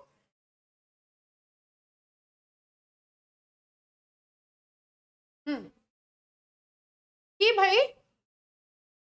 वो कह रहा है capital E capital R on one molecule, small E small R on one molecule, ये पॉसिबल है। तो 6 तो हो सकता है, करेक्ट है। अब 7 पे आते हैं। 7 कह रहा है capital E and small R on one molecule, small E and capital R on another molecule. Row 7 भी पॉसिबल है, बट रो 6 और रो 7 एक साथ पॉसिबल नहीं है। या तो डीएनए ऐसे प्रेजेंट होगा या फिर वो ऐसे प्रेजेंट होगी डीएनए पे जीन्स। क्यों? क्योंकि यहाँ पे माइटोसिस बहुत क्लियरली मेंशन है कि यहाँ पे क्या हो रही है, माइटोटिक डिवीजन हो रही है, कोई रिकॉम्बिनेशन क्रॉसिंग ओवर ये सब नहीं होगा। तो या तो 6 प्रेजेंट होगा या फिर 7। तो ये ऑप्शन अगर किसी को भी लगे ना, रो 6 एंड 7 वो पॉसिबल नहीं है, क्योंकि माइटोसिस मियोसिस होती तो भी मैं एक बार को सोच लेते, तो फिर तो ये 2 रो होती ही नहीं प्रेजेंट, एक ही होती। ना तो ये है ना ये है ना ये है। अगर रो 7 आंसर होता, रो 7 ओनली, तब आप आंसर कर सकते थे। इसका आंसर आपका ए आता है। यस बेटा, जब मैंने ये पेपर किया था ना, हाँ तब मेरे को आंसर याद नहीं था। तो आई ने क्या विशेष आंसर ई है एस्यूमिंग, अच्छा ये producing 2 cells in which is R possible. एक क्यों ई आई मेट की आंसर की में ई बताया है क्या बेटा?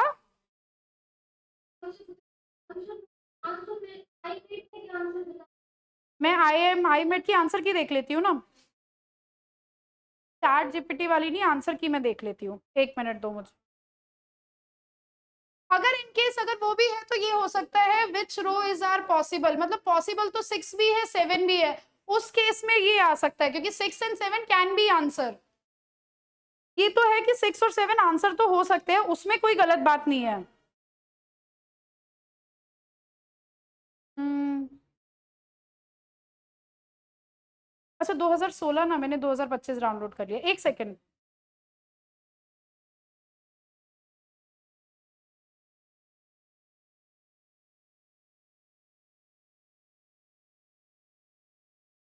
अगर ये मतलब मैं देख लेती हूँ फिर मैं बताती हूँ, 1 मिनट दे दो प्लीज।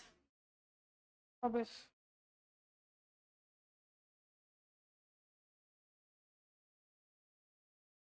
हाँ, ई है वो, इसलिए है वो, उन्होंने बोला है क्योंकि इज और आर पॉसिबल कि कौन कौन से पॉसिबल हो सकते हैं।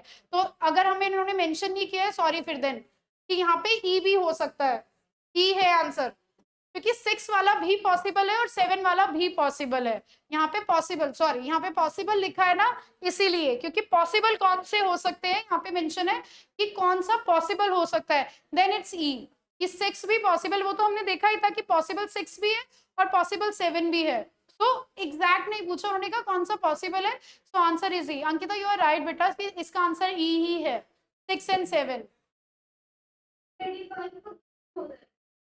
एक सेकेंड।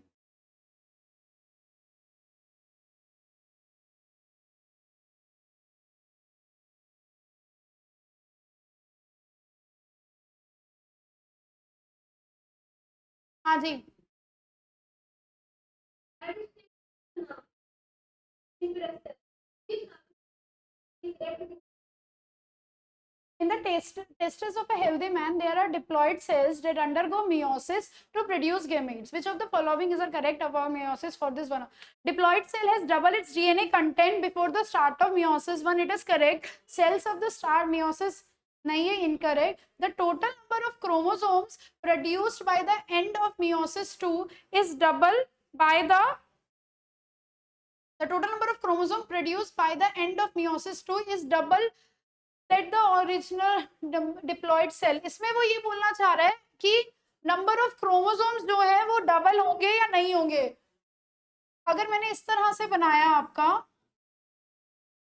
है ना, मान लो ये इस तरह से है 1 1 2 2, मियोसिस 2 के बाद हमारे पास 4 ऐसे सेल बन जाएंगे, ये 1 2 1 2 1 2 एंड 1 2, है ना, इस तरह से आपके पास बन जाएंगे।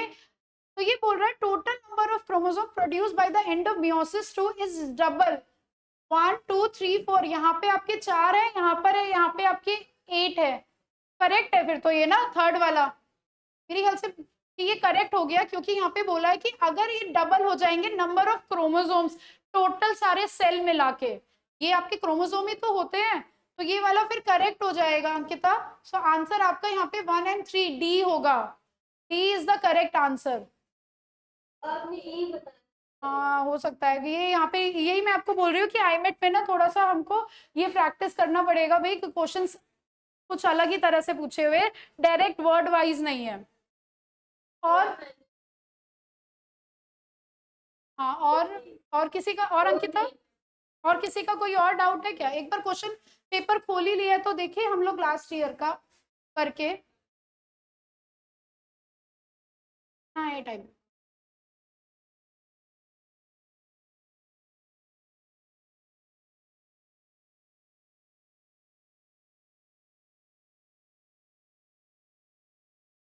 हाँ 25।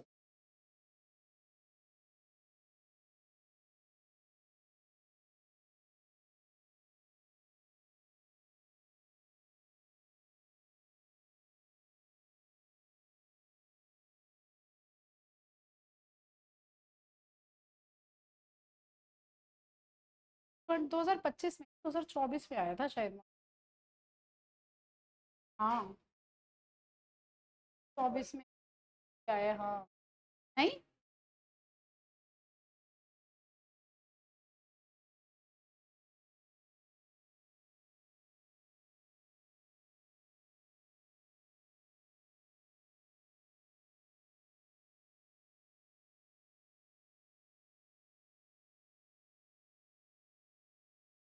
ये रहा ना,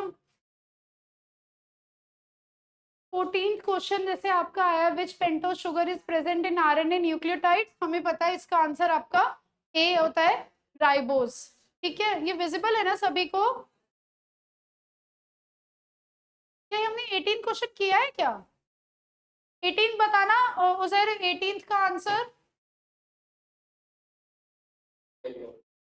कि इंटरसेलुलर कंपार्टमेंटाइजेशन का क्या मतलब हुआ यहाँ पे उजैर?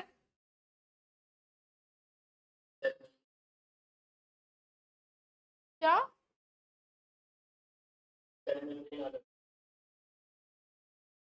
ठीक है, यूकैरियोट्स। 19th का आंसर क्या होगा? ये हमने सेल वाले में किया था समीहा।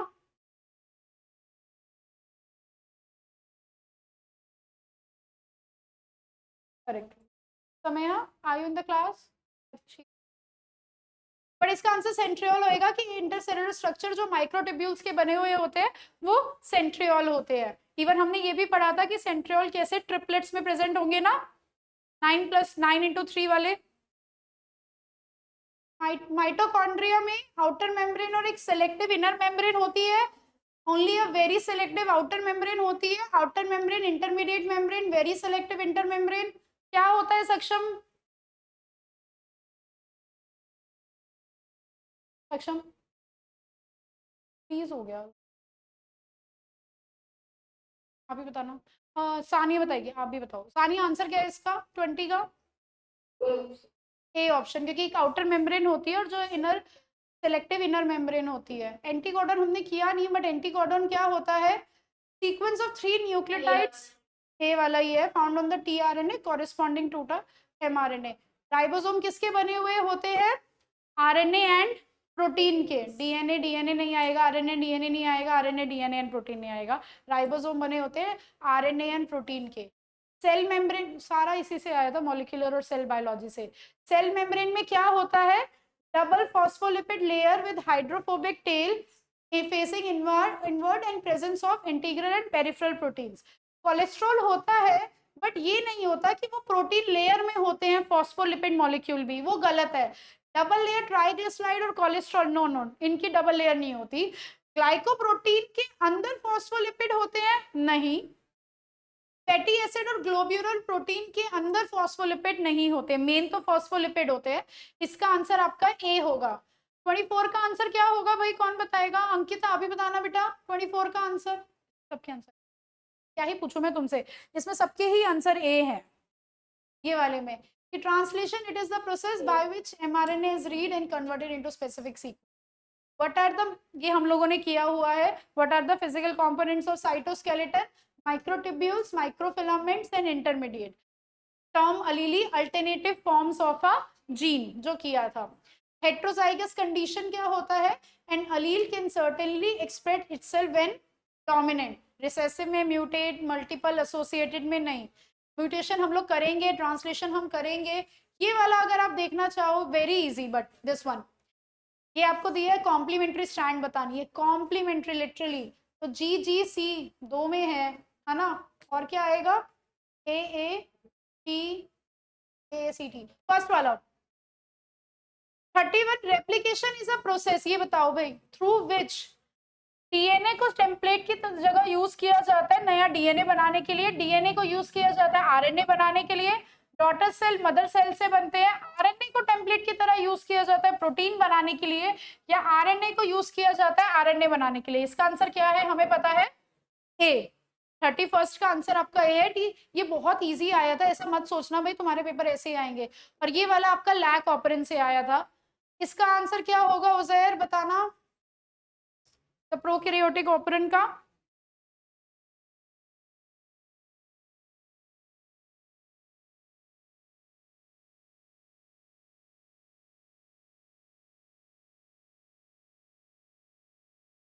विजिबल है आपको?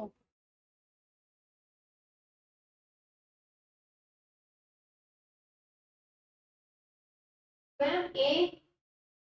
ठीक है, यही है वैसे भी सबका आंसर ये वाले सेट में, ऐसा पेपर में नहीं था। इसमें जो आए वो डाउनलोड करोगे ना, सिर्फ इसमें है। Yes, it is a functional unit of a group of adjacent gene coordinately controlled and of DNA sequence with regulatory function. हम लोग पढ़ेंगे लैक ऑपरेंट जो होता है ना वो प्रोकैरियोटिक ऑपरेंट ही है, क्योंकि वो हम बैक्टीरिया में पढ़ते हैं, सो वो प्रोकैरियोटिक ऑपरेंट है which we need to study discuss. मिलते हैं नेक्स्ट क्लास में। ट्यूसडे को टेस्ट है सभी का, 50 क्वेश्चन 50 मार्क्स, सेल चैप्टर से आएगा। कुछ 10 समथिंग क्वेश्चन मैं पीवाईक्यूज दूंगी और 40 न्यू क्वेश्चंस। कुछ कह रहे हैं अंकिता, बोलो बेटा। प्लांट फिजियोलॉजी में है ना वो आवाज नहीं आ रही क्या?